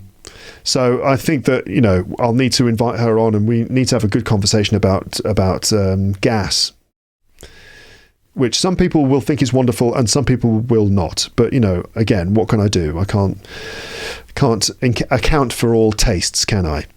Number 820 is the next one to mention. I'm skipping over a few episodes here. As I said, I can't mention every episode I did in the last 12 months, but episode 820 was called What Does It Really Mean to Be Good at English?, published in April.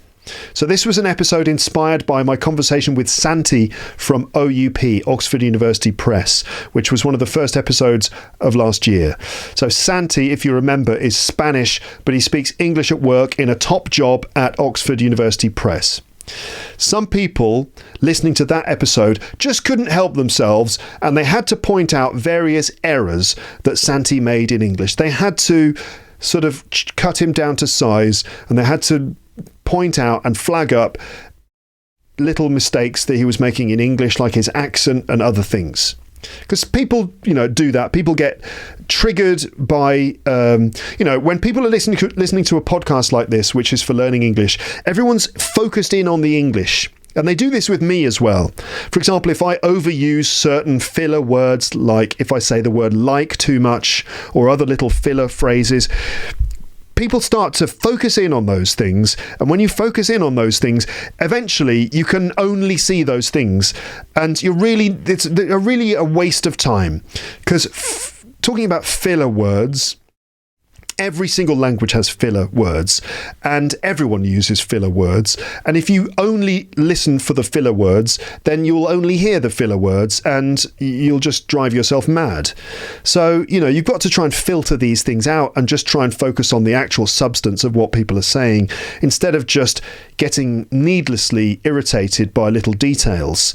You know, and so anyway, also in this episode, some people just couldn't help themselves. They had to point out various errors that Santi made in English. And this inspired me to make an episode all about how we really assess someone's level of English. Like, how do you actually assess someone's level of English?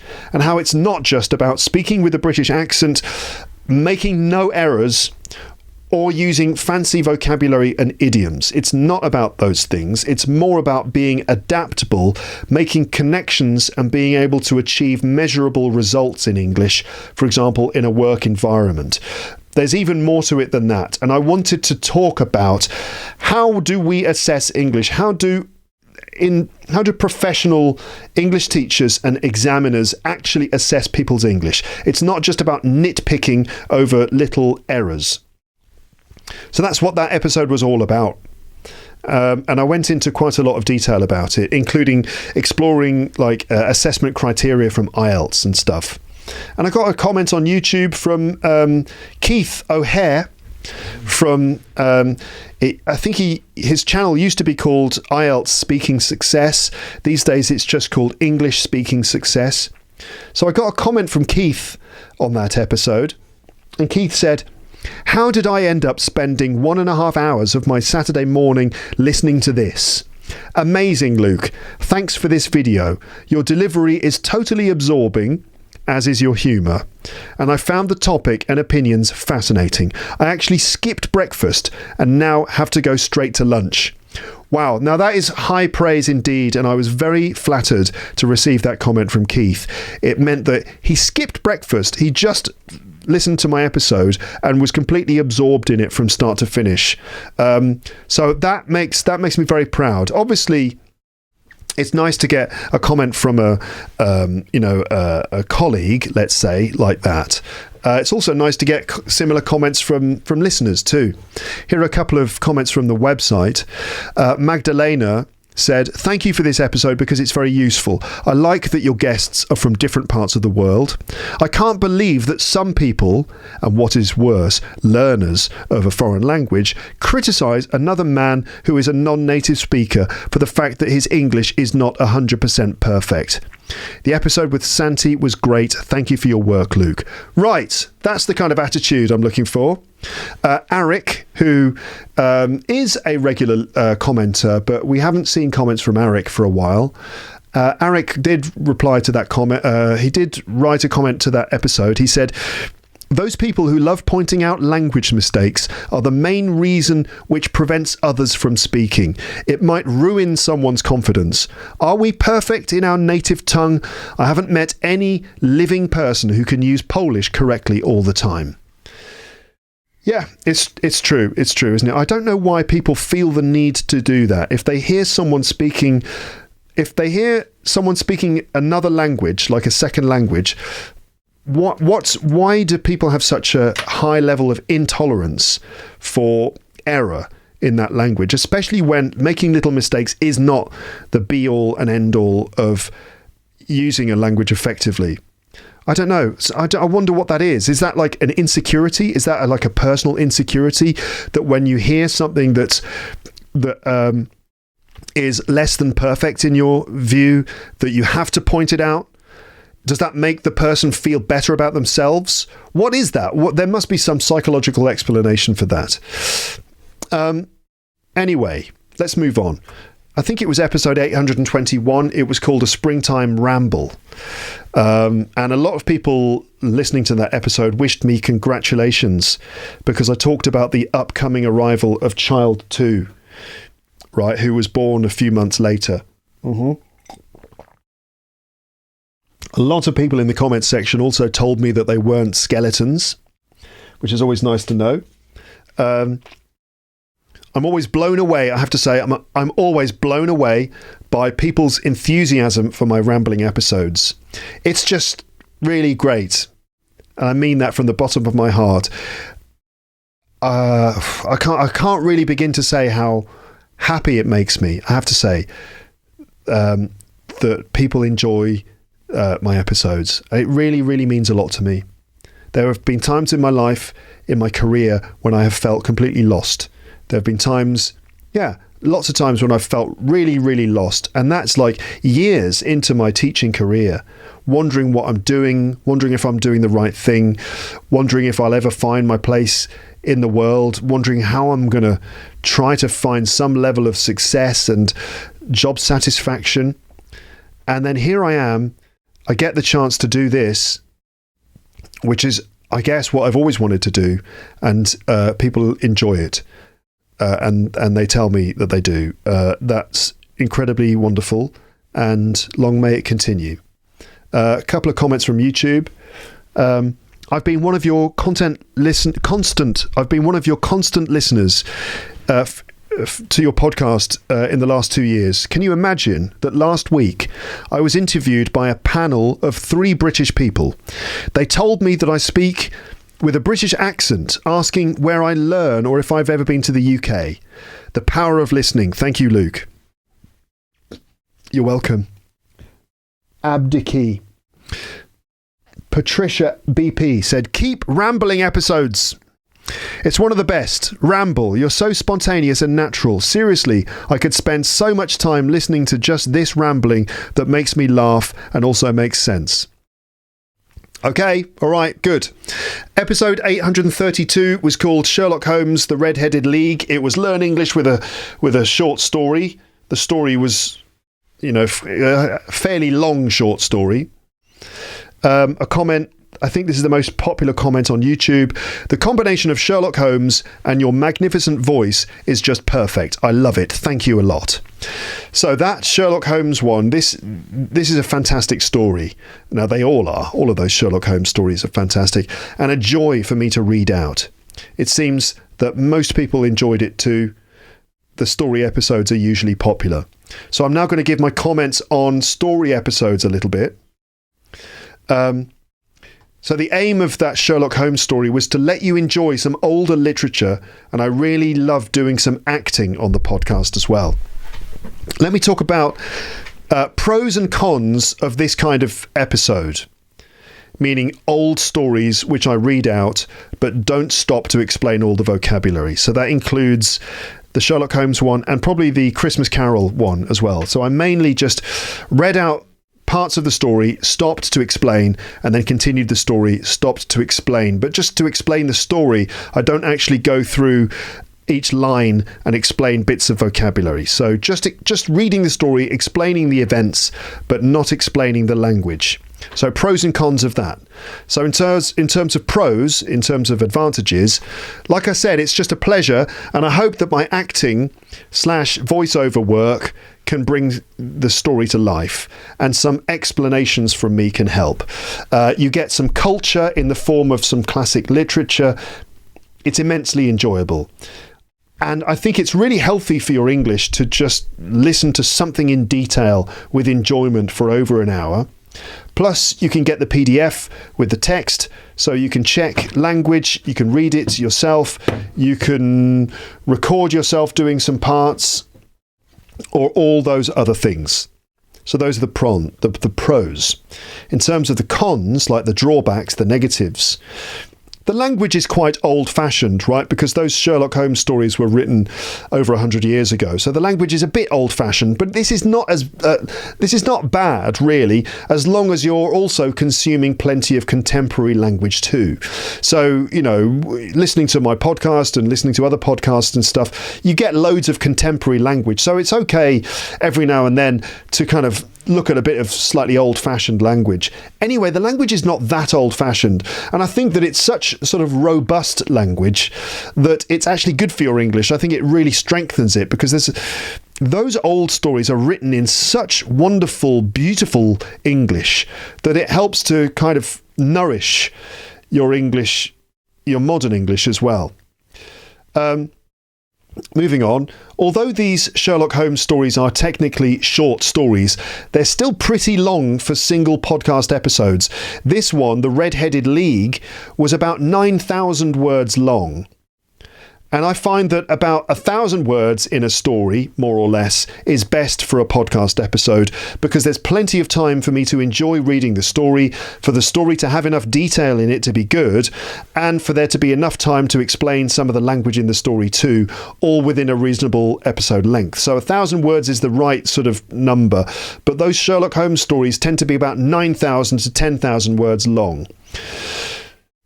The Doppelganger episode, which I did a couple of years ago, that had a story which was only 100 words long, for example, and that let me do more language work.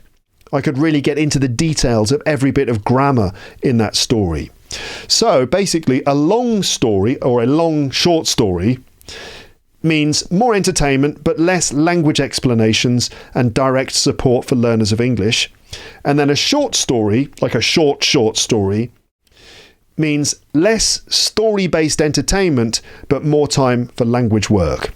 And actually, I've got a short story coming on the podcast soon, maybe the next episode. That's about 300 words. A 300-word story, and then coming soon after that, I've got a long short story episode. That's kind of like a Sherlock Holmes one. It's actually an H.G. Wells story. By the way, I think it is also possible to make language work, like explaining grammar and stuff. I think it's possible to make that entertaining too, but it involves more work from me. I have to think of a lot more funny examples and things. doing language work, that's grammar, vocabulary, pronunciation, with stories is great because there's a meaningful context to work within. So when you've got a meaningful context, the grammar actually makes sense. You can refer to the events of the story and the meaning of the whole story to really understand the way that the grammar is working. So long short stories or short stories, it's all about preferences, I think.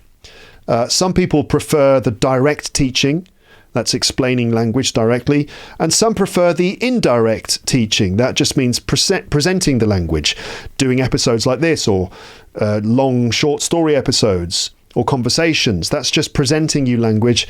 And then there's explaining language episodes where I actually go through and explain things bit by bit, like all the premium episodes. Some people prefer one, other people prefer others. There's pros and cons to both. But a balance of those two things is probably the best way, and that's probably the sweet spot. If I can find a balance between presenting and explaining language in an entertaining and informative way, that's the sweet spot.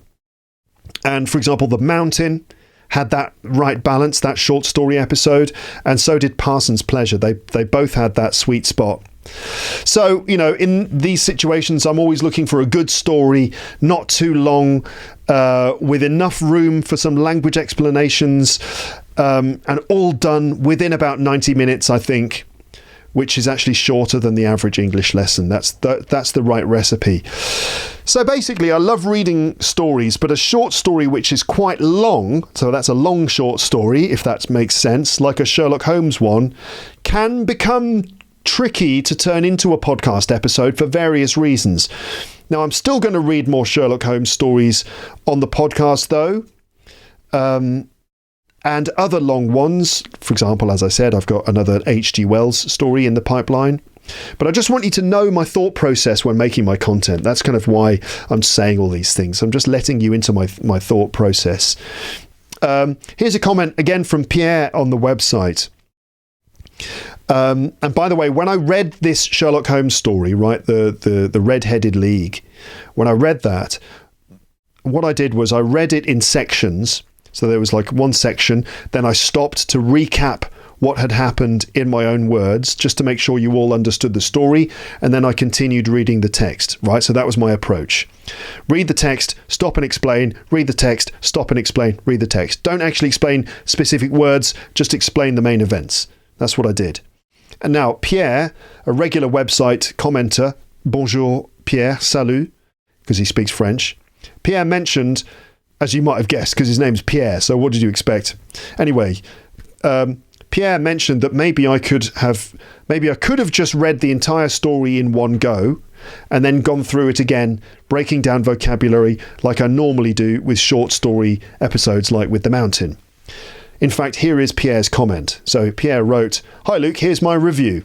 Great episode as always. And of course, I love crime detective novels, especially Sherlock Holmes. And I think the modern television adaptation with Cumberbatch and Freeman is excellent. What do you think?" Well, yes, I agree, Pierre. I really enjoy the Sherlock TV series, Sherlock. The last series, though, is not so good. They kind of dropped the ball, I feel, in the last series. But certainly the first two, maybe three series of Sherlock, excellent and really good modern adaptation. Pierre continues, "I would just like to say, even though I really liked the episode, that I prefer it when you read the story without interruption and add the explanations at the end of the story." And this is me speaking now. I was just thinking Pierre might now be feeling a bit awkward hearing me read this out. But it's okay, Pierre. I appreciate your input. So Pierre continues. He said, "That being said, I can understand that some of your listeners may find the story a bit difficult to follow and then not forgetting to add the little anecdote about the word ejaculated, which I think had to be said at the time of its reading. To hear you very embarrassed during the word's explanation was worth interrupting the story." Do you remember that in the Sherlock Holmes story? At one point, Watson ejaculated in the middle of a conversation with Holmes and another person, meaning he said something. Anyway, you can go back to episode 8.2 something if you want to hear that. Anyway, Pierre continues. On the other hand, when I think of your episode, The Mountain, you gave us an extraordinary experience with the story of this woman. I also think she was a woman, because there were too many clues in this sense, with the right tone and the right rhythm, and the experience would have been, in my humble opinion, different with explanations in the middle of the story. So after long deliberation with myself, although I like both versions, I prefer the one with the explanations at the end of the story. And, Luke, as a narrator, what is your favourite experience? So here's my reply now. Okay, here's my reply to Pierre, with a few thoughts added. So this is what I replied to Pierre. I said, Pierre, hi, this story was too long for me to use the same technique that I used for The Mountain. I decided to interrupt the story at regular intervals to explain things because I wouldn't have been able to remember all the details at the end of the whole thing, and because I know some listeners would get lost if I just read the story from start to finish, so they wouldn't have stayed for the explanation at the end. The Mountain technique is to read the whole thing and then to read it again and explain words, phrases and grammar as they arrive. But that would have taken over 3 hours with this Sherlock story, I think. So I went for the more efficient version that wouldn't alienate too many people. Just read out the story, then focus on helping people understand the general gist of the story by explaining it at regular intervals without getting caught up in the meanings of individual words, even though there were so many that I could have highlighted. It could be interesting to go back through that story and pick out various words and categorise them, like words and phrases which we still use today, which are worth picking up, and words and phrases which are a bit antiquated, perhaps with their modern equivalents. But that would take a very long time for me to prepare. Maybe I'll do it though, we'll see. Personally, I enjoy whatever way works and creates an episode that most people can enjoy and find useful. So there you go. Basically, my approach to doing stories on the podcast depends on the length of the story as much as anything else. Moving on to another episode, that was episode 833 called Lemon Simulator. This is the one where I did a text adventure where you have to imagine that you're a lemon and try and survive. So this episode was really good fun, if a little bit ridiculous. That's my phone dinging. It was really good fun, the lemon one. It was not too long. It wasn't that long compared to the text adventure stories by Peter Carlson, which I've done on this podcast over the years, including Victorian Detective, Camp Stabbywacker, Zombolocaust. So if you liked the Lemon Adventure, you could check out my other text adventure episodes in the archive. Just do a Command F search for text adventure. So during the Lemon one, I didn't really do any vocabulary or grammar teaching, except for some off-the-cuff moments and little explanations and some comments to help you notice things, but there was no word list. That's because I decided just to make the episode fun and spontaneous. I didn't want to read through the entire story before doing the recording and prepare language and explanations. I wanted to discover the story while I recorded the episode. But nobody complained about this, so I suppose it's fine. Judging by one or two comments, I think some people didn't quite see the humorous, fun side of it, and therefore failed to see the point of the whole episode. But you can't please all the people all the time. I mean, you know, I find it disappointing and surprising. Well, not even that surprising. I just find it disappointing every time when people just fail to have a sense of humour, which is just, you know, I feel like it's a human failing when people just, you know, really, it's just a stupid text adventure story about being a lemon. You know, come on. Please stop taking life too seriously. Please see the funny side of something like that. But yeah, surprisingly, not everyone is interested in seeing the world from the point of view of a citrus fruit, which is a pity, isn't it, frankly? Sometimes I think that all the world needs is a bit more perspective and a bit more empathy. Like, if we could all just see what it's like from the point of view of the fruits, maybe we would be in a different position than we are today. To be honest, it was only a small portion of people who didn't enjoy that episode. Just 2 or 3 comments. I think everyone else seemed to like it. And anyway, I decide what happens on this show. I'll do some more text adventures in the future. I've found a few others. Here are some comments about the Lemon Simulator episode.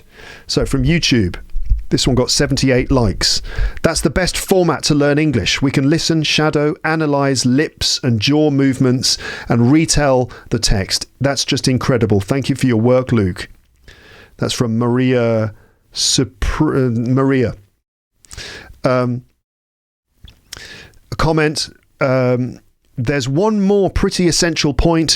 While doing all aforementioned activities, we can also have a good laugh. Because Luke is being facetious in his videos and podcasts. So basically this means, as well as doing all those things, you can also laugh. And this commenter continued, cracking people up is definitely his shtick. Right. It is. I love to do that.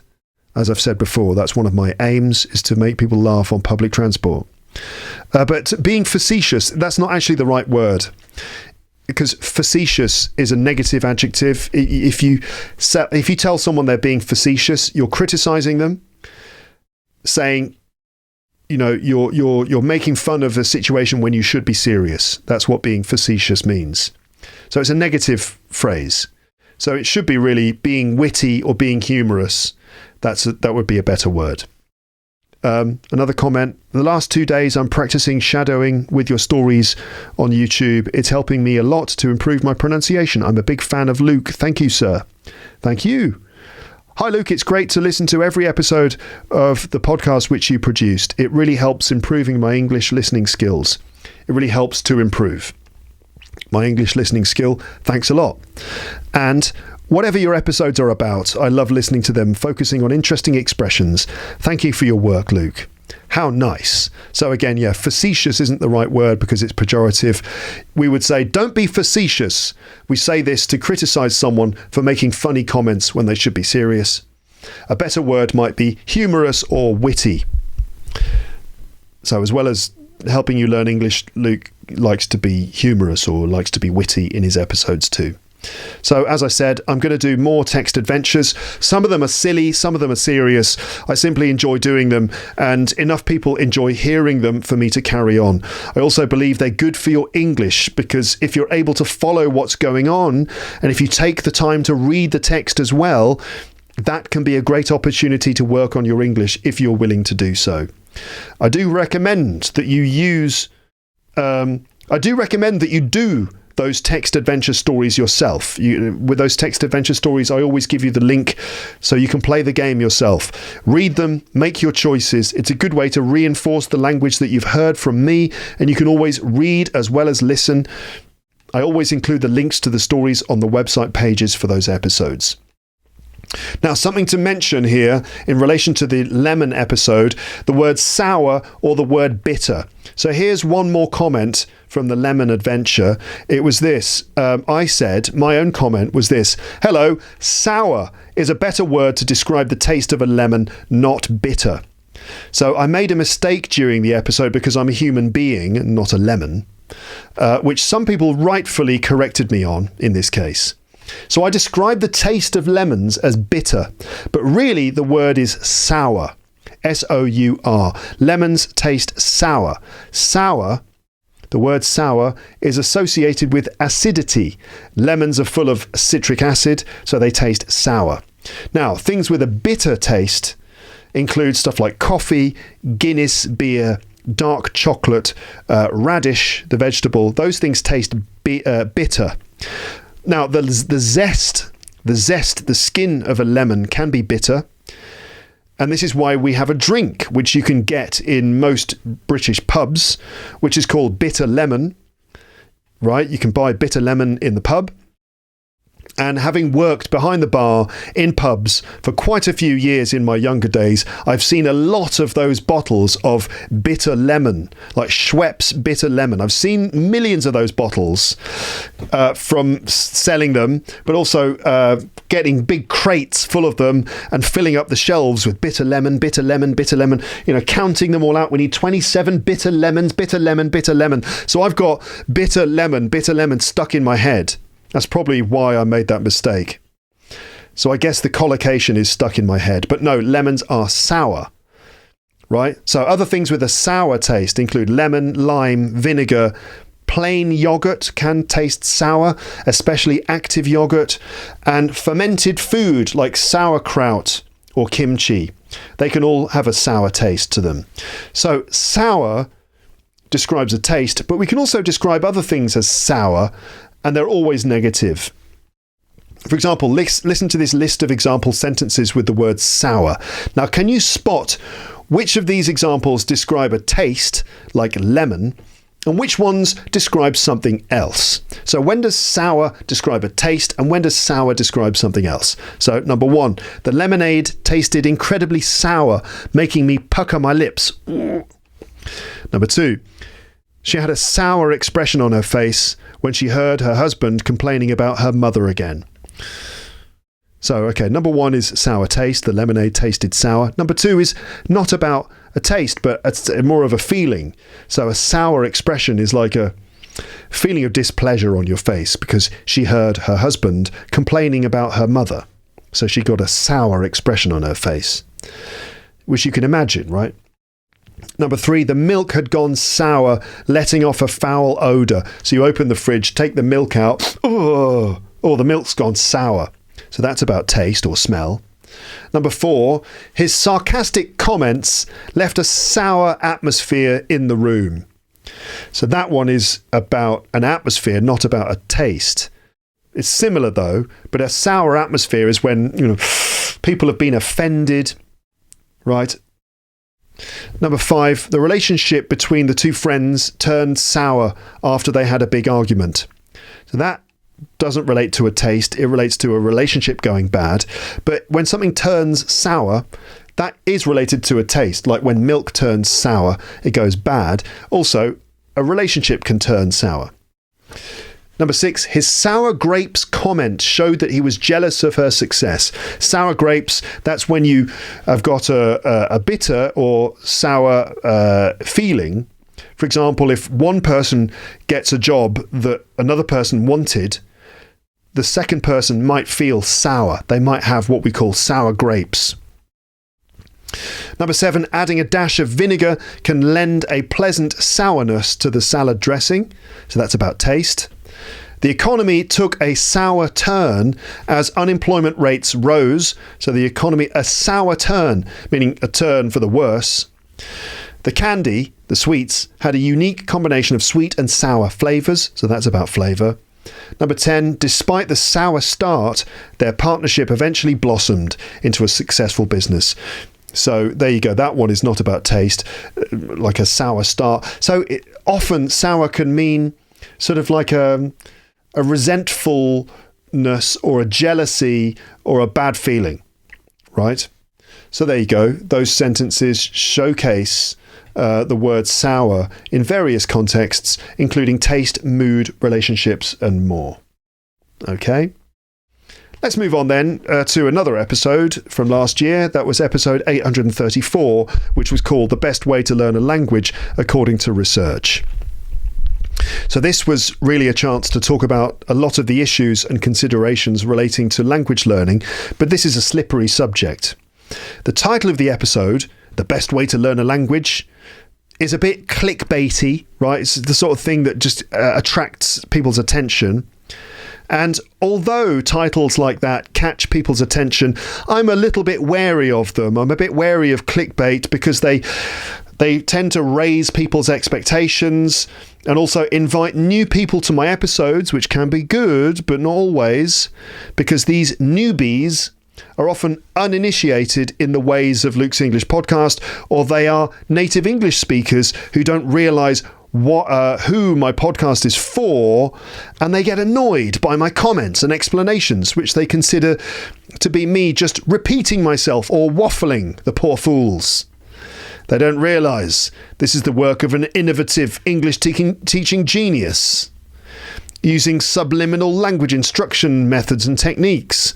They just see it as repetition and someone waffling. So anyway, because the episode had a kind of clickbaity title, The Best Way to Learn a Language According to Research, it brought in a lot of people who don't listen to my other episodes, and so I got like a few sour comments from people. but I think the episode is still decent. Anyway, most comments were great. Most comments I get from my listeners are fine, but I was just reading out an article. Most comments were great and got the point. They got the point that I was just reading out an article and considering the most effective approaches to language learning in a very broad way. But I did notice some discord in the comments too, including some people who were a bit critical, which is fine, but also just rude. There were some very rude comments, which is a bit unnecessary. But, it's kind of to be expected on YouTube. But I've said it before and I've said it again. I must not be affected by negative comments. I really mustn't. I really try not to. Now, while taking on board valid criticism, it is important for me to filter out the rude, thoughtless, bad faith things that people write sometimes, and I have to try not to be negatively affected by them. But it's really difficult. For some reason, even if it's just 2% of the responses which are a bit too negative or designed to offend me or insult me, even if it's just 2%, that 2% still leaves a bad taste in your mouth. It still leaves a sour taste in your mouth. Right? I mean, to give you a sense of what this is like, imagine this, right? If you have a cup of coffee, that's great, right? But if 2% or even 1% of that coffee is shit, like actual shit, then it's going to completely ruin your enjoyment of it and possibly convert you into being a tea drinker for the rest of your life. That's kind of what it's like. I suppose it's a bit like that, but it's not as bad as that. It's not really as bad as drinking actual shit. But seriously, guys, you should still consider switching to tea. Anyway, the criticisms that I received, which were fair, and I'm not talking about insults, but criticisms, were things like this. Where's the research? That was one of them. He says it's according to research, but he doesn't mention any. Another one was, you didn't say anything helpful. I can't remember the rest, but I still have a slightly bad taste in my mouth for some reason, even after so many months. Again, I shouldn't dwell on negativity in any area of my life. I should just learn from it and move on. Anyway, it seems hard to pin down specifically how language learning works. And there's quite a lot of disagreement, just like with any intellectual issue. I've noticed, I have to say, it's a bit frustrating that there's a big language learning community on YouTube. I don't just mean people learning English, but like the sort of the polyglot YouTube community. And, people just seem to go on and on and on about learning languages as if we haven't, we still can't agree. And I think the main thing is that it works differently. Different things work differently for different people. There is not one single way. And that's kind of what happened with that article that I read out. It didn't really give one specific dogmatic approach. Instead, it ended up being a bit general. And that's what frustrated people possibly. So yes, it seems hard to pin down specifically how language learning works, and there's quite a lot of disagreement, like with any intellectual issue. The subject can also be tainted by a kind of show-offy arrogance too, with people indirectly bragging about their language learning abilities. There's a lot of that in that kind of polyglot community of people talking about language learning and giving their advice, but also maybe you sort of think they're just showing off about their ability to learn languages, and also presenting a certain version of themselves. There's a lot of fraud as well in the polyglot community of people saying that they are fluent in languages when actually they're not really that fluent, So anyway, if you make offhand comments about language learning, there's always someone who steps in and disagrees with you, naming all the languages they've learned or all the studies or approaches they're aware of, and it becomes more about showing off their language learning achievements rather than actually getting to the heart of the matter. And this also suggests to me that there isn't one single way. I will always end up coming back to the subject of how to learn English and giving my advice. I will always come back to that subject time and time again, but sometimes it exhausts me. Was it Fabio Cerpelloni, who said, I'm fed up with talking about language learning. It bores me now. I don't want to talk about it anymore. I totally understand how he feels. But I'll come back to the subject sometimes when I've got things to say about it. But I tend to prefer just doing stuff in English, either teaching you English or just having fun with you in English. And that is much more satisfying than actually exploring like the best way to learn. I've done that so much. You can find loads of episodes in my archive where I give you solid advice about how to learn a language. Cara Leopold left quite a broad-minded comment on YouTube. She said, "Thanks for going through this article with us. I need to catch up with the whole article, but the summary looks fascinating. Thanks for that, AI." I think Cara must have used ChatGPT to read a summarised version. She said, "The conclusion I've come to with language learning is that everything works. Every method, resource, etc. has the potential to work," which is the kind of all roads lead to Rome idea, which I've said before. I guess this comes back to the second point about finding a method that works for you as opposed to following the trends. Some people have even had great results with uncool methods like grammar translation. Looking at the points though, I feel like language learning requires a lot of time, patience and effort, and that's not the message that people want to hear. Yes, I agree, Cara. My comments, maybe, just maybe, I will dip into the world of YouTube polyglots and invite someone to talk about language learning, because there are lots of polyglots out there. I talked to Steve Kaufman, but there's others. There are quite a lot of successful language learners on YouTube, and some fakers too, apparently. Maybe I'll invite one, like Days of, what's his name? Days of Swedish and French, is that his name? There's him. There's a guy called... I can't remember. But anyway, there's a few. Maybe I'll invite one, as long as they don't make me feel guilty about my French or anything. Well, if that's what it takes to actually improve my French, then so be it. Actually, it isn't. I mean, making me feel guilty. What I don't need any more feelings of guilt or shame about my learning of French. I have enough of that already, and believe me, it doesn't work. Guilt or shame will not help you learn a language. More comments about the language learning article I read. Here we go. So you can see that there's still something bothering me about this. It can be slightly frustrating to talk about language learning without getting into specific ways of doing it. And I mean very specific step-by-step instructions covering the minute details of exactly what to do while learning a language. Now, this actually makes me think of several of the Wisbolep episodes, Why I Should Be on Luke's English Podcast, the competition. Several of those episodes from a couple of years ago, talking to some Lepsters who have done exceedingly well with their English. Do you remember the Wisbolep series? Including some specific step-by-step instructions. Bahar from Iran is a good example with her 7-step method. That's episode 723. Bahar from Iran. She went through a 7-step method. So, specific step-by-step activities, routines, habits, methods. This is the really useful stuff. And although Gavin Lamb's article that I read through in the episode I'm talking about, he said that academic research lacks specific instruction on how to learn a language, he also didn't really suggest any, which left a slightly hollow feeling at the end of that episode. Hence that comment, which is like, he talked about research, that where was the research? Where's the actual advice?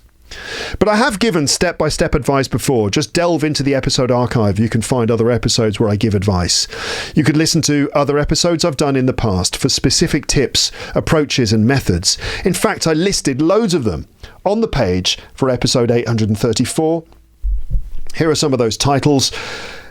Hold on a minute. Let me have a look. So there was episode number 26. Are you a good learner of English? Full of different habits that you should have. Episode 174. How to learn English with Luke's English Podcast. Episode number 230. Can you learn a language in 6 months? Episode number 331. How's your English and why speaking is so important? Episode number 357, Learning Languages with Ollie Richards. Number 364, 10 top tips for learning English. Episode 385 and 386, called Breaking the Intermediate Plateau. 392. What are the most essential skills of a good foreign language learner? 456. Conclusions about language learning from the David Crystal interview, parts 1 and 2. 512. My experiences of not learning French. Learning language in a classroom versus learning on your own. 586, the importance of listening. 669, how to learn English. 723, Baha from Iran. 794, the surprising power of reading aloud. 813, language learning is a voyage of discovery with Steve Kaufman. 831, learning how to learn with Hadar Shemesh. So, those are loads of episodes where I've given specific advice on how to learn a language. Let's move on. Some more listener comments in response to the best way to learn a language according to research and that Gavin Lamb article. So the first one from Mikhail Zernov. He said, good overview. I seem to have forgotten what I felt at the beginning. I have to admit, the beginning is like an intimidating brick wall. And here you are standing in front of it, barefoot, armed with an old fork and no way to get around but to go through. The good thing about it, though, is that the further you go, the easier it gets. You understand more and express yourself more accurately. I think, essentially, one should aim at having rather a user attitude towards English or any other language. I'm not saying you should get rid of all the studying bits and be all confident, swaggering around the place, but showing a bit of confidence will not hurt anyone. Or maybe it's just my gravitation towards Asian people that are a bit shy and timid in general. My response to this was, I said, my response now is, I suppose what Mikhail means by a user attitude is focus on being a user of English rather than a knower of English. Focus on doing things in English and using the language for communication rather than studying the technical stuff and seeing it as an abstract theoretical subject, which is all about being right and wrong. Instead, try and focus on using it to achieve things. That's what I guess Mikhail means when he says having a user attitude. Right? English is something you do, not just something you know. I also said to Mikhail, I think you're right, and that in language learning you have to grasp the nettle. Fortune favours the brave sort of thing. Another comment from Svet, who said, another interesting episode, thank you. I wanted to share my experience and point of view on the question of whether it's possible to learn a foreign language simply by being surrounded by it everywhere and every day. Well, I still remember the first time I came to France without knowing a single word of French. 3 months later, I was still unable to say or understand anything. I couldn't grasp the structure. It's like a zero level multiplied by whatever amount of time in the country will let me say that again. I'm trying to speak quickly here. It's like a zero level multiplied by whatever amount of time in the country will remain zero. However, a year later, I came back to France after learning it at home for a year, especially grammar, and that changed everything. The experience in the country in that context was precious. I believe it's really important to understand at least the basic grammatical structures when you come to the country if you wish to improve your language. It doesn't really hold true for children, I guess, but for adults it's necessary. I agree. I've said it before, I'll say it again. The best way is to learn with a balanced diet. So you listen a lot, you read a lot, you get all that input, but you've also got to do a bit of studying. It's really a good idea to look at the rules of grammar, look at how things are formed, what's right and wrong, generally speaking, and to try to remember vocabulary and to work on your pronunciation. Of course, you've got to try and do both things. Mikhail replied to Svet. He said, it is important indeed. I don't remember who came up with the theory, but the idea is that as long as you understand some bits of input, the brain can work out the meaning of the rest, albeit some mistakes can be made. Thus, there is no surprise that you didn't learn for the first time, you simply hadn't learned any foundation, and consequently you proved the theory by making so much progress in the second time when you had the basics in place. I chipped in then and I said, I find it's rare these days to find anyone who has absolutely no knowledge of English grammar. Most people these days have had at least basic grammar lessons at school. Absolute beginners do exist, of course, and as a teacher I meet them sometimes, but the vast majority of learners these days are at least an elementary level, and most of them are at an intermediate level, which is actually a pretty big level. Now, moving on. I like the following message because it criticises the article and not me. But it does it in a very constructive and good faith way. So this is a comment from Pavlo. We're spending quite a lot of time on this article here, but we're going to move on from this. Pavlo said, "Hi Luke, to me you're an icon of the two crucial parts of my life, podcasting and English. My love for both of them started 6 years ago with your podcast, lucky me. It seems here I went to town on this, although I'm not an expert in research into second language acquisition.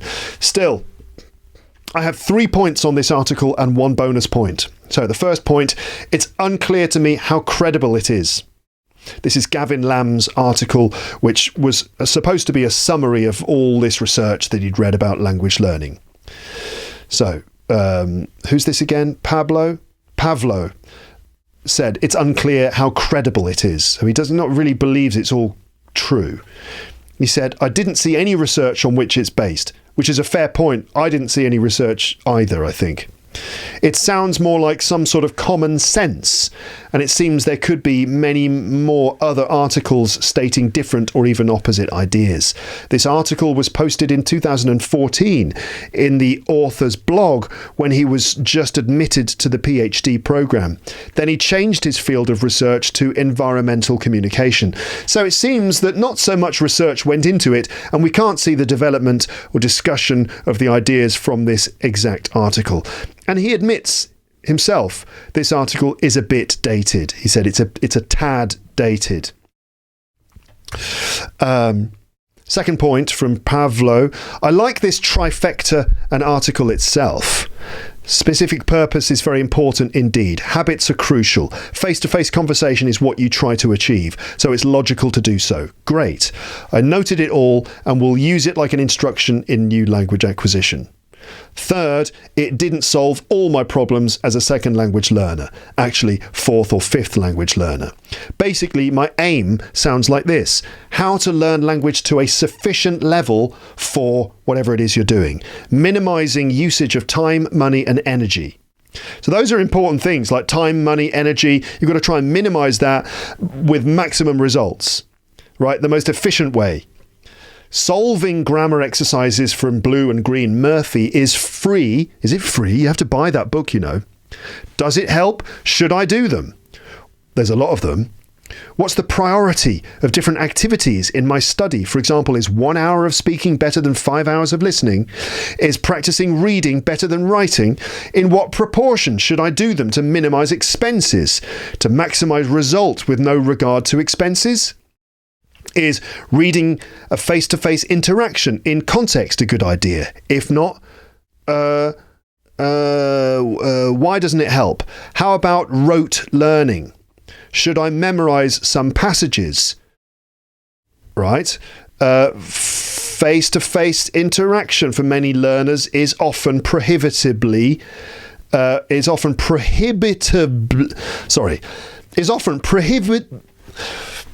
Can you say this word? It's often prohibitively expensive, meaning it's so expensive that it prohibits your ability to do it. It's prohibitively expensive.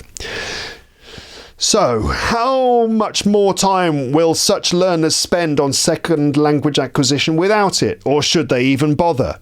How should all language learning activities be organised? To me, and probably many other learners who don't want to waste their life and money on ineffective practices, these could be quite practical questions. I had a kind of epiphany listening to the phrase, much of research is concerned with the complex social and cognitive processes involved in language learning, and not so much with prescribing practical strategies for learners. Yes, you're right, Gavin Lamb. Save us. Give us the strategies. One article is great. I was full of hopes to read some other practical strategies in such a clear manner. And he said, I loved Gavin Lamb's writing style. And then I learned that Gavin Lamb has changed his research interest to environmental communication. Really? Is it what we need, or just what was easy enough to write a PhD in this field without much effort and receive a position at some university? Total disappointment.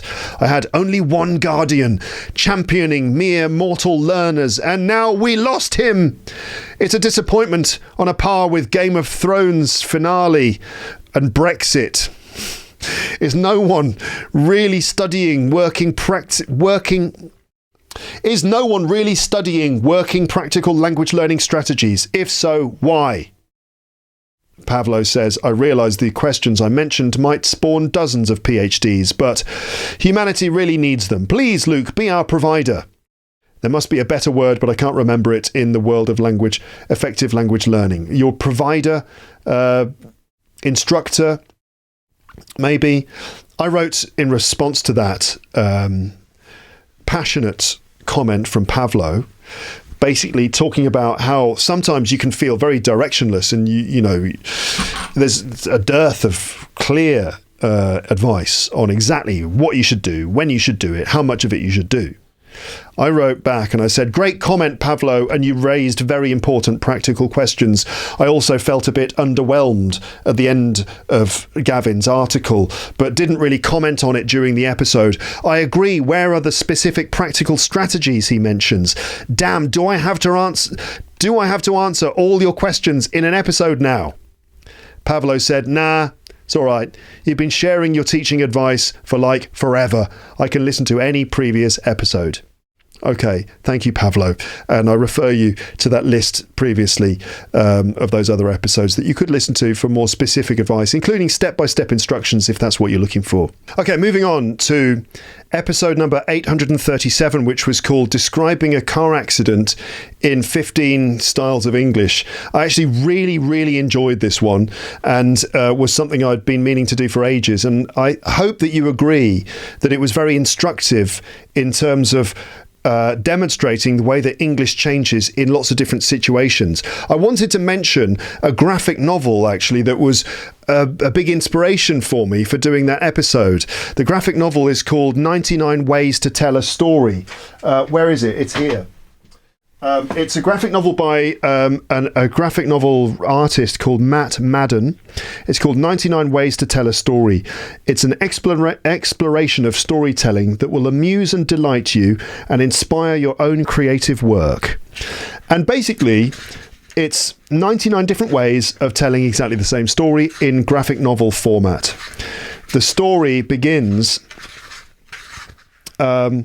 the template of the story is basically, it's a very simple situation. Matt is at his computer writing. He gets up from the computer. He goes downstairs. While he's walking towards the fridge, his girlfriend says from upstairs, she says, "What time is it?" He says, "It's 1:15. She says, "Thanks." He opens the fridge and stands in front of it. And then he realises that he's forgotten why he went downstairs in the first place. And he thinks to himself, what the hell was I looking for anyway? Very basic little story. But it's told in 1, 2, 3, 4, 5, 6, 7, 8... 8, how do you call these things? 8 windows, 8 pictures. And then the story is told again and again and again and again in all these different styles. There's like... like it's a war story. I mean, it's just so brilliant. I just love this so much. The next one is retrograde, where it tells the same story backwards. For example, it starts with him at the fridge. What the hell was I looking for anyway? And then there's a caption that says, the question echoed in my head as I stood there stupidly. And then it goes back and it said, I'd been standing there trying to remember for a few long seconds. Then it goes back again. I suppose Jessica's thanks must have bumped whatever it was out of my head for good. I had just told Jessica the time. She was upstairs with no clock. She'd lost her watch again recently. I'd just left the office. Some notion, now apparently long forgotten, had moved me to get up from my desk. I would have been better off staying put. So it tells the story again, back to front, and then we go through all these different styles, including, if I look at the contents page, monologue, subjective, the view from upstairs, the view from the refrigerator, which would be like a sort of a Tarantino version where you get the view from inside the boot of the car, the flashback, the unreliable narrator, the political cartoon, the underground comic, the Japanese manga, a war comic, a romantic one, a fantasy one, a science fiction one, a western, a police procedural, and so on and so forth. So I love this graphic novel so much, and the different ways in which, the different styles in which the same story is told again and again and again in such creative ways, like advertisements, the same story, but the couple are unhappy with each other. A silhouette version, and so I thought, what can I do? How can I do something like that in English? And so that's what happened with the describing a car accident episode. No comments to share from that one. Then we get to episode 838, which was the 3-hour mega ramble, reflecting on a wonderful spring day in Paris. Actually, this is the longest episode that I ever did up until that point, but the one you're listening to now might actually end up being longer. We'll see. I don't know. It was the longest episode I ever did at that point, and also was one of the more popular episodes of last year, and currently has over 250,000 views on YouTube. So there. And that was like over 3 hours long. And I wanted to add that in that episode, I read out a poem near the end of the episode. I read out a poem about a massive underground metro station called Châtelet, and I talked about it being like this underground dungeon where you can get lost very easily, where nothing means anything. It was quite fun to do that. Now, French listeners can't have missed that I've mispronounced the name of a famous place in Paris, right? There's a place called Les Halles. Les Halles, that's Leshalles. Now, I pronounced it as Les Halles, Châtelet Les Halles, but it's actually Les Halles. Okay, there's no Z sound in there, so it's not Les Halles, it's Les Halles. Right? Now, I have to point this out. It's probably far too late now, because all the French people who listen to that have already, their estimations of me have already dropped significantly after hearing me say Les Halles, Châtelet Les Halles, and thinking, no, Luke, it's Les Halles, because Parisians can be very uptight about hearing you get things wrong in their language. Anyway, I thought there was a Z sound there as a linking sound between les, right, les, because you end with a vowel sound because the S is not pronounced, right? It's not les or les, it's le. So you end with a vowel sound, and al is also pronounced with a vowel sound at the start. So I thought that les al would be linked with an intrusive sound like les al, as they do it in French. Right? And so the word starts with a vowel sound, a, in al, and when you get two vowel sounds together, you often link them with another sound, right? Just like in English. In this case, it's a z sound in French, like les Anglais. Les Anglais, not les Anglais, like the English, but les Anglais use a z sound in French. But in the case of les Halles, no, there's no linking sound there for reasons which I haven't quite worked out yet. I think it's because there's an H in the spelling, even though there's no H in the pronunciation, and so that's why you don't link them with an intrusive Z. I think that's the reason. But anyway, French speakers, please feel free to enlighten me about why it's les Halles and not les Halles. Okay, you can enlighten me in the comment section. It's probably because of the spelling, because there's an H, even though you don't pronounce the H. Okay, now most of you didn't notice that, but for the francophones, it must have been a glaring error. It must have stuck out like a sore thumb. So for the French people, je suis vraiment désolé d'avoir malmené votre langue. Bon, donc voilà quoi c'est fait. Okay, just some French noises at the end. Let's move on to talk about episode 840, which was called Things That Make You Go, Life, Laughter and Learning English. And we're near the end now. This might be less than 3 hours. Let's see what we can do. So episode 840, things that make you go, This was basically a comedy episode, wasn't it? I don't know if you noticed, but it was basically a comedy episode, except for the bit about the evolution of apes and how humans and chimpanzees share a common ancestor, and evolution theory, which some people just didn't like. They were just like, no, that's not true. God made everything because it said so in the Bible and other books. So, sorry, I'm not having that, Luke. But otherwise, it was a comedy episode. I hope everyone enjoyed it. Now, Spanish speakers. So I apologise to the French speakers already, but now it's time for the Spanish speakers. I made a bit of a mistake in that episode, didn't I? You probably don't remember now, but I'm going to remind you. So, when I was talking about the word cargo, I said it originally came from a Spanish word, cagar, right? But I think I pronounced it wrong. So let's just have a look at some pronunciations. We've got Latin American Spanish and Spanish of that word here. Let's have a little look at this. Okay. You probably can't hear this. Yeah, you won't be able to hear this, will you? Unless I make this come out of my speakers. Let's do that. Okay. I'm going to turn up the volume all the way. Let's see if you can hear this. Cargar. Cargar. And? Cargar. Cargar. What? Cargar. Cargar. Cargar. Cargar. And? Cargar. Cargar. Right. That's how it should be pronounced. C-A-R-G-A-R. Cargar. Mm-hmm. And hilariously, I pronounced it cagar. There, I did it again, which, as so many of you know, means to shit. So, sorry about that, everyone.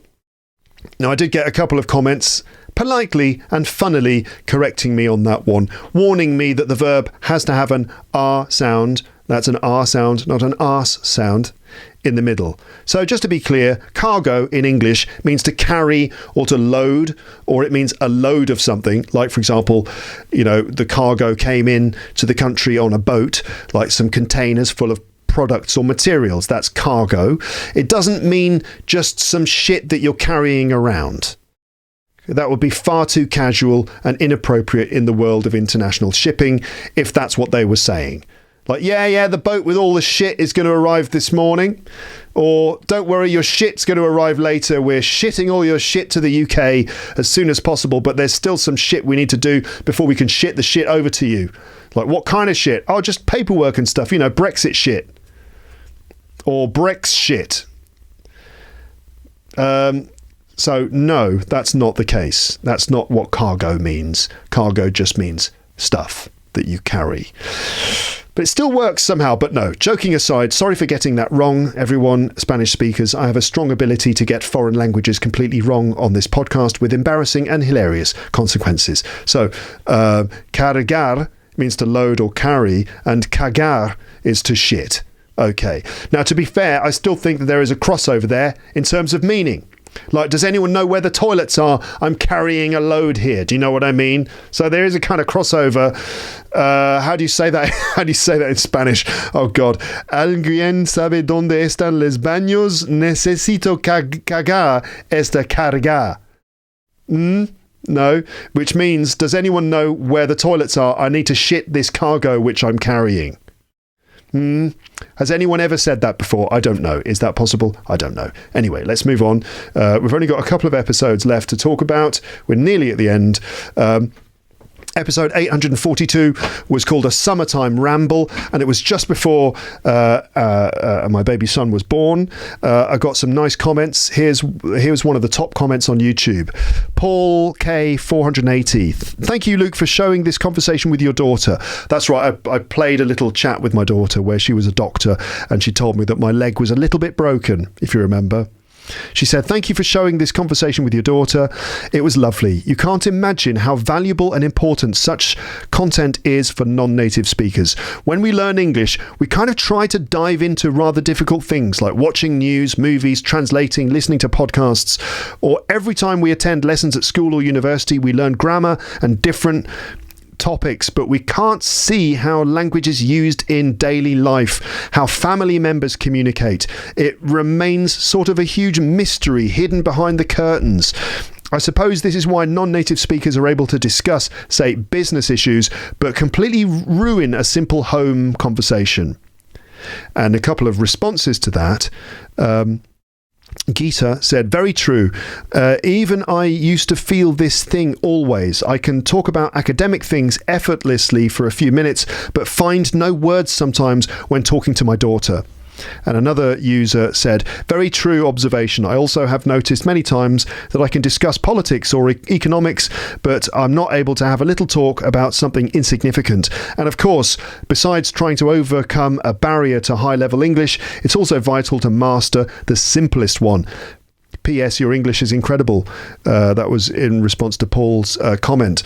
So that's always worth remembering. You know, I've got to try and play you different English in different situations, including little funny chats with my daughter, which I will continue to do. And my son, when he's old enough. At the moment, he's just mainly going ba, ba, ba, ba, da, da, da. He says da, da a lot. He doesn't say mama. He doesn't say my daughter's name. It's just da, da, da, da, da, which obviously I'm very proud of. You know, he thinks I'm the best one in the family, and I am. So, episode 843 was called The Birth of Our Son. Lots of people said, congratulations. Thank you so much. Obviously, I was delighted to see that people were writing congratulations with an S on the end. Thank you so much. People... For example, Multi-Azus said, congratulations, Luke. I wish your son to be as smart and talkative as his dad is. That's very nice. And of course, you can keep flattering me as much as you like. That's always welcome. You can always tell me how wonderful I am and how brilliant I am. But anyway, that comment got 88 likes. Congratulations, Luke. I wish your son to be as smart and talkative as his dad is. A little correction there. We don't usually say, I wish someone to do something. In fact, we tend to use the verb hope for situations like this. You might think it's wish, but actually it's hope. For example, I would say, I hope that your son will be as smart and talkative as his dad is. I hope that it doesn't rain tomorrow. I hope that we win the World Cup. I hope that the world doesn't get blown up in some sort of World War III, end of the world, terrible situation. I hope we get peace and love on planet Earth in 2024. Okay? Right. Just a couple of other episodes to mention before we wrap this up. Episode 846 was called Topic Tombola with James. I talked to my brother about all sorts of things, including the film Three Amigos, and we talked about our personal El Guapo, meaning our personal weakness or weak point. And a lot of people in the comments section talked about their own personal El Guapo. Procrastination, addiction, shyness. Raquel in the comments section said, this was an absolutely gripping episode. I love it. In fact, I really enjoy episodes with James and with Amber and Paul and your parents and. Anyway, I would like to say that, like James, my El Guapo is procrastination. I've been working on it my whole life, and after more than 40 years, I'm still on the way. Very funny. Thank you for the podcast. By the way, the Lepster you met the other day was completely right. Your explanations are incredibly useful. So that was in reference to the fact that I met a French Lepster in Paris, and he told me that I said, he said, I love all your episodes. I said, what, even those ones where I have like random conversations? And he said, yeah, even those things, because the little interruptions and explanations you give are vitally important. So that's nice to know. Another one from Anita. She said, another great episode. Episodes where you talk to your brother are some of my favourites, along with the rambling episodes. And this one is a rambling episode featuring your brother. P.S. You made me apologise to ChatGPT for never saying hello or thanks whenever I asked him/her to do anything for me. PS2, my personal El Guapo is addiction, but it's probably a good thing because it's an addiction to this best podcast in the world. Cheers and all the best to you and your family. Thank you, Anita. Episode 848 was called The Superpower of Starting English Early with Kids with Bree AC. And William came back to the comment section after a long absence. This is William from the Wisbolep competition. William from France. And he wrote this. He said, I wanted to extend my heartfelt thanks for your episode with Bree AC. Her insights deeply resonated with me, much like your episode with Alice and Alex did 3 years ago. I'm in the midst of raising my 4-year-old daughter to be bilingual. I've been speaking to her exclusively in English since her birth, while her mother communicates in French. It's been nothing short of awe-inspiring to observe her linguistic journey. Her comprehension often outpaces her verbal expression, but she's now crafting full sentences in English. There are instances where she intermingles French and English, but it's a testament to her adaptability and the beauty of bilingualism. Bree's perspectives were a reaffirmation of our approach. I've been diligent in ensuring English is the sole language I use with my daughter, so there's never room for her to protest about me speaking it. I wholeheartedly concur with Bree's sentiment. If you have a passion for a language, irrespective of your proficiency or external opinions, share that gift with your children if that's your desire. Thank you for consistently offering enlightening content that supports and validates the experiences of many parents like myself. By the way, I loved your story on Bree's podcast. Ha ha ha. Thank you, William. Amazing to get that comment, and good to know that we've encouraged you to continue speaking English with your daughter. It will make a huge difference. At the end there, William mentioned that story that I told on Bree's podcast, which was a story of misadventure in the streets of Paris and how I ended up getting stuck on a bus and having to travel to the other side of town. And it was... it's a funny story. I tell it on stage, and I told it in that episode of Bree's podcast. Into the Story is the name of her show. You'll find my episode from a few months ago. Episode 849 was called Stories of Insects with Zdenek. This was around the time that there was a sort of like a story going around social media that Paris was full of bed bugs. Well, I'm happy to confirm that there are no bed bugs and the story has just gone away. I wonder what that was all about. Anyway, a comment from YouTube from Alex, who was mentioned by William. This is Alex, who's been raising his daughter Alice in English. Anyway, he commented on the episode with Zdenek, where Zdenek told us like stories of encounters with horrible creepy crawlies. Alex wrote this. He said, "Can I just take a minute to praise Zdenek's English? He's so fluent, and all these idioms and rare vocab items pop up so naturally and so fast. This is awesome, honestly. I'm also fluent, confident, etc. But man, this level of control, fluidity, agility and pace is amazing. I think there is a potential for yet another episode with Zdenek on how to master your English beyond C2, how to achieve native-like English, not as a learner, but as someone who sort of adopted it all as a lifestyle rather than just a language. You could call it something like beyond fluency or whatever." Good idea. I might talk to Zdenek again about his experiences. We will see. Now, there were loads more episodes, listeners, dear listeners, who I hope are still with me, and we don't have any skeletons in the comments section anywhere. Just no skeletons at all.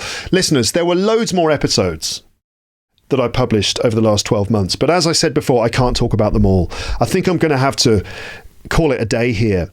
But by the way, everyone, I can ask you this. Could you please leave me a review on Apple Podcasts, right, if you like the show, because that makes a big difference.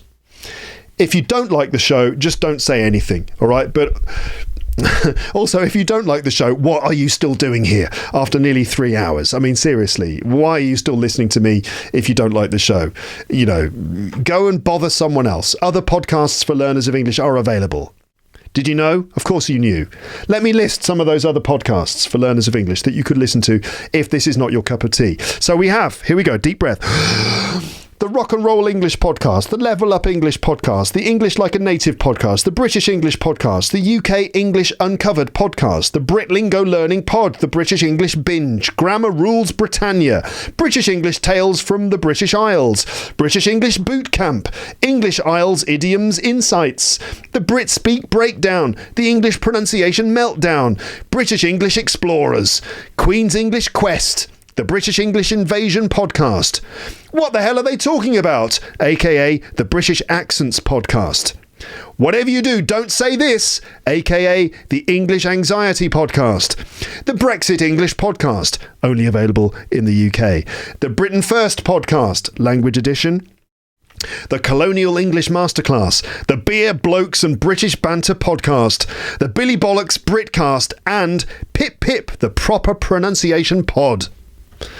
Now, some of those podcasts don't actually exist and were completely made up by me. To be honest, most of them were made up. Only the first 4 are actual podcasts. Rock and Roll English, the Level Up English podcast, English Like a Native, and the British English podcast. All the other ones were completely made up. I'm sorry. I know some of them sounded wonderful.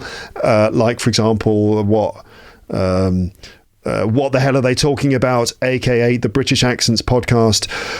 And Beer, Blokes and British Banter, and the Billy Bollocks Britcast. You know, of course, some of those sound great. Some of them sound terrible, though, right? The Britain First Podcast. Oh, God. The Brexit English Podcast, only available in the UK. Anyway, I made up most of those. But, you know, anyway, there you go. Other podcasts are available. That's all I wanted to say. Just to finish here are some odd/funny comments that I've received. This one in response to the episode from years ago, which was called Why Are There So Many Accents in the UK? Why are there so many accents in the UK? That episode. And I got a comment that said this: there are so many accidents because Brits drive on the wrong side of the road. That's obvious. And I replied saying, it's accents, not accidents. This person thought it was, why are there so many accidents in the UK? And they chose this moment to insult us for driving on the wrong side of the road. Maybe that was a joke, I don't know, but I feel like it's not. Why are there so many accents in the UK? And the comment, there are so many accidents because Brits drive on the wrong side of the road. That's obvious. Another one. I don't remember which episode this was, but this comment was this: Luke, you're different. I feel that I am breath well when I listen to you. You're welcome. I think that means I feel I breathe well when I listen to you. Good. It's always good to know that I'm helping people to, to breathe. I'm glad that I allow more oxygen to enter your body. It's not just words. It's also H2O, which is useful. Maybe even more useful, I would say. I think when it comes down to it, English, oxygen, it's a tough one, but I'd probably think oxygen. So I'm glad to help. Another one, episode 837, which was describing a car accident in 15 styles of English. This comment was this: if cars didn't have safety features, perhaps people would drive more carefully. What's the problem with running a red light and slamming into another car when you're saved by a belt and an airbag? It only makes people drive more carelessly. What a ridiculous comment. The comment being, the reason that people drive carelessly and have accidents is because we have safety systems in cars. So this person is complaining, first of all, missing the point entirely about the episode and instead focusing on the accidents, but complaining about seat belts, suggesting that they actually cause more accidents. It's absolutely ridiculous. What else have we got? Another one. I don't remember which episode, but it was this: is this man for real? Talking about me here. Is this man for real? He's handsome, intelligent, thoughtful, funny, and he not only goes food shopping, but he cooks that food as well. Which are the skeletons in his closet? Which are the skeletons in his closet? Would be interesting to have a podcast on how to talk about drawbacks and weak points, and which is Luke's stumbling block. And I replied saying, I have no weaknesses. I am perfect.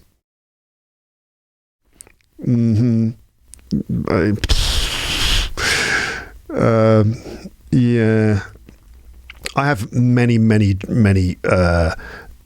weaknesses, weak points, failures, and all sorts of things. I've talked about my failures. What else? Another comment.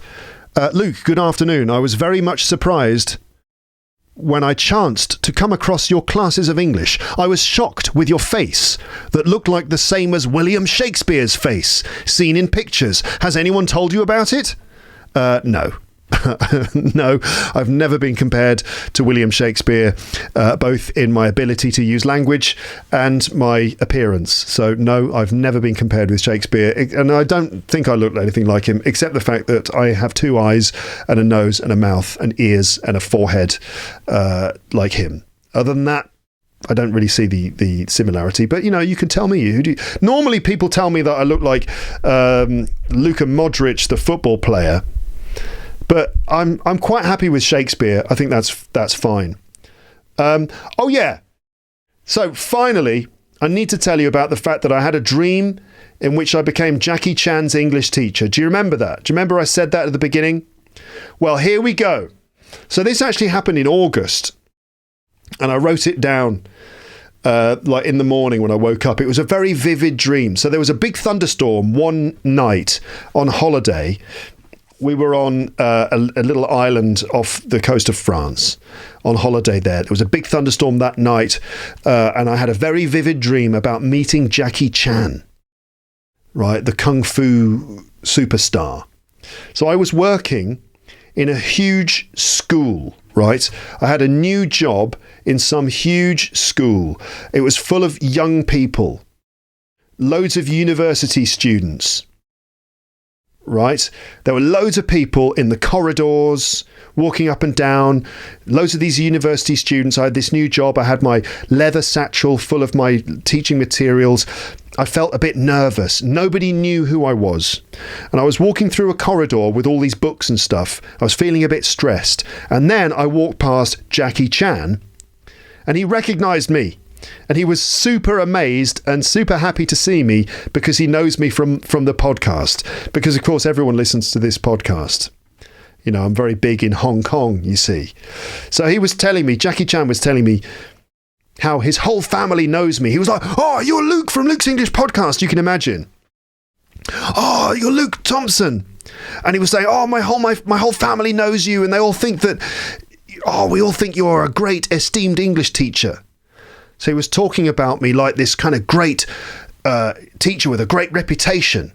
And obviously I was very pleased because all the people in the school suddenly thought I was this really important person because Jackie Chan was so impressed to meet me.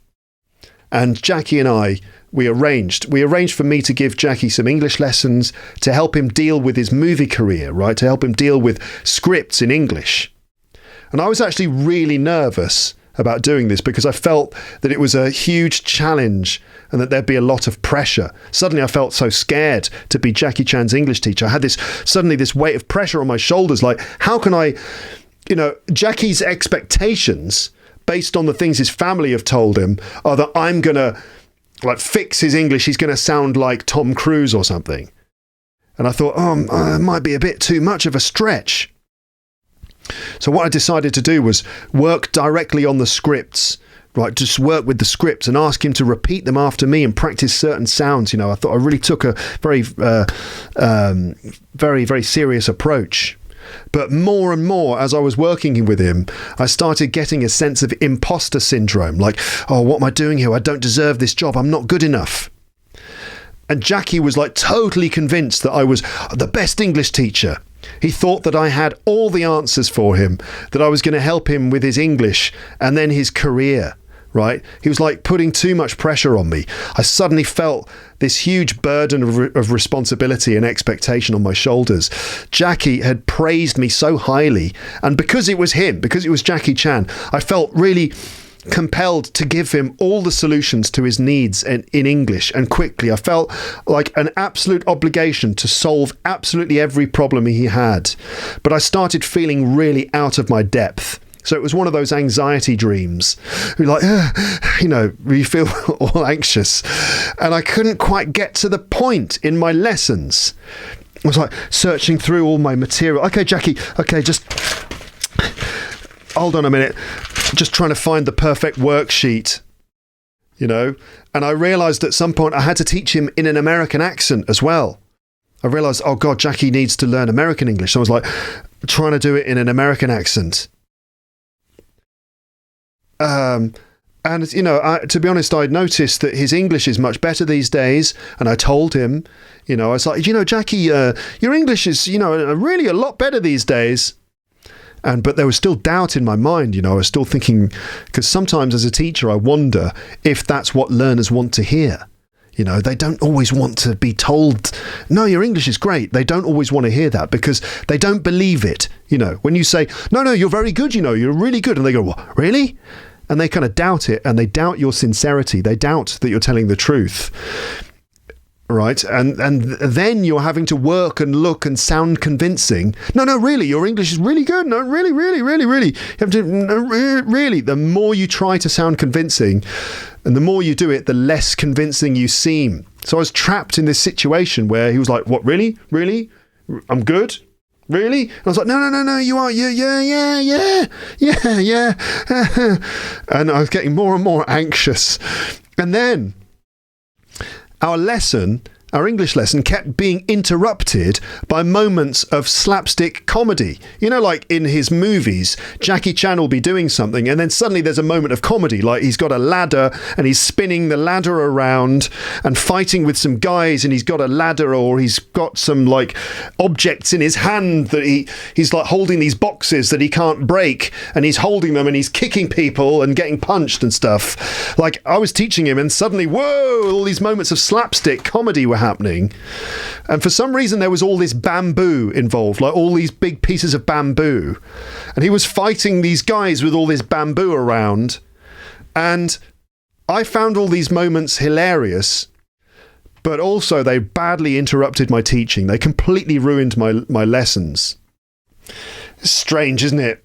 Don't you think dreams are so weird? Like the sense of space is so strange in a dream, because I was standing there maybe 10 meters away, like 10 meters away from Jackie, spinning this bamboo around and, you know, doing all this fighting with these guys. I was standing there kind of waiting to continue the lesson, but Jackie had to deal with all the guys and all this bamboo, right? And I don't know if you've noticed, but Jackie often seems very surprised at the start of his fights, as if he doesn't know how he's got into the situation, and he has to desperately use things around him to help him win the fight or escape. So he's always kind of whoa, using the bamboo and English grammar in use, pow.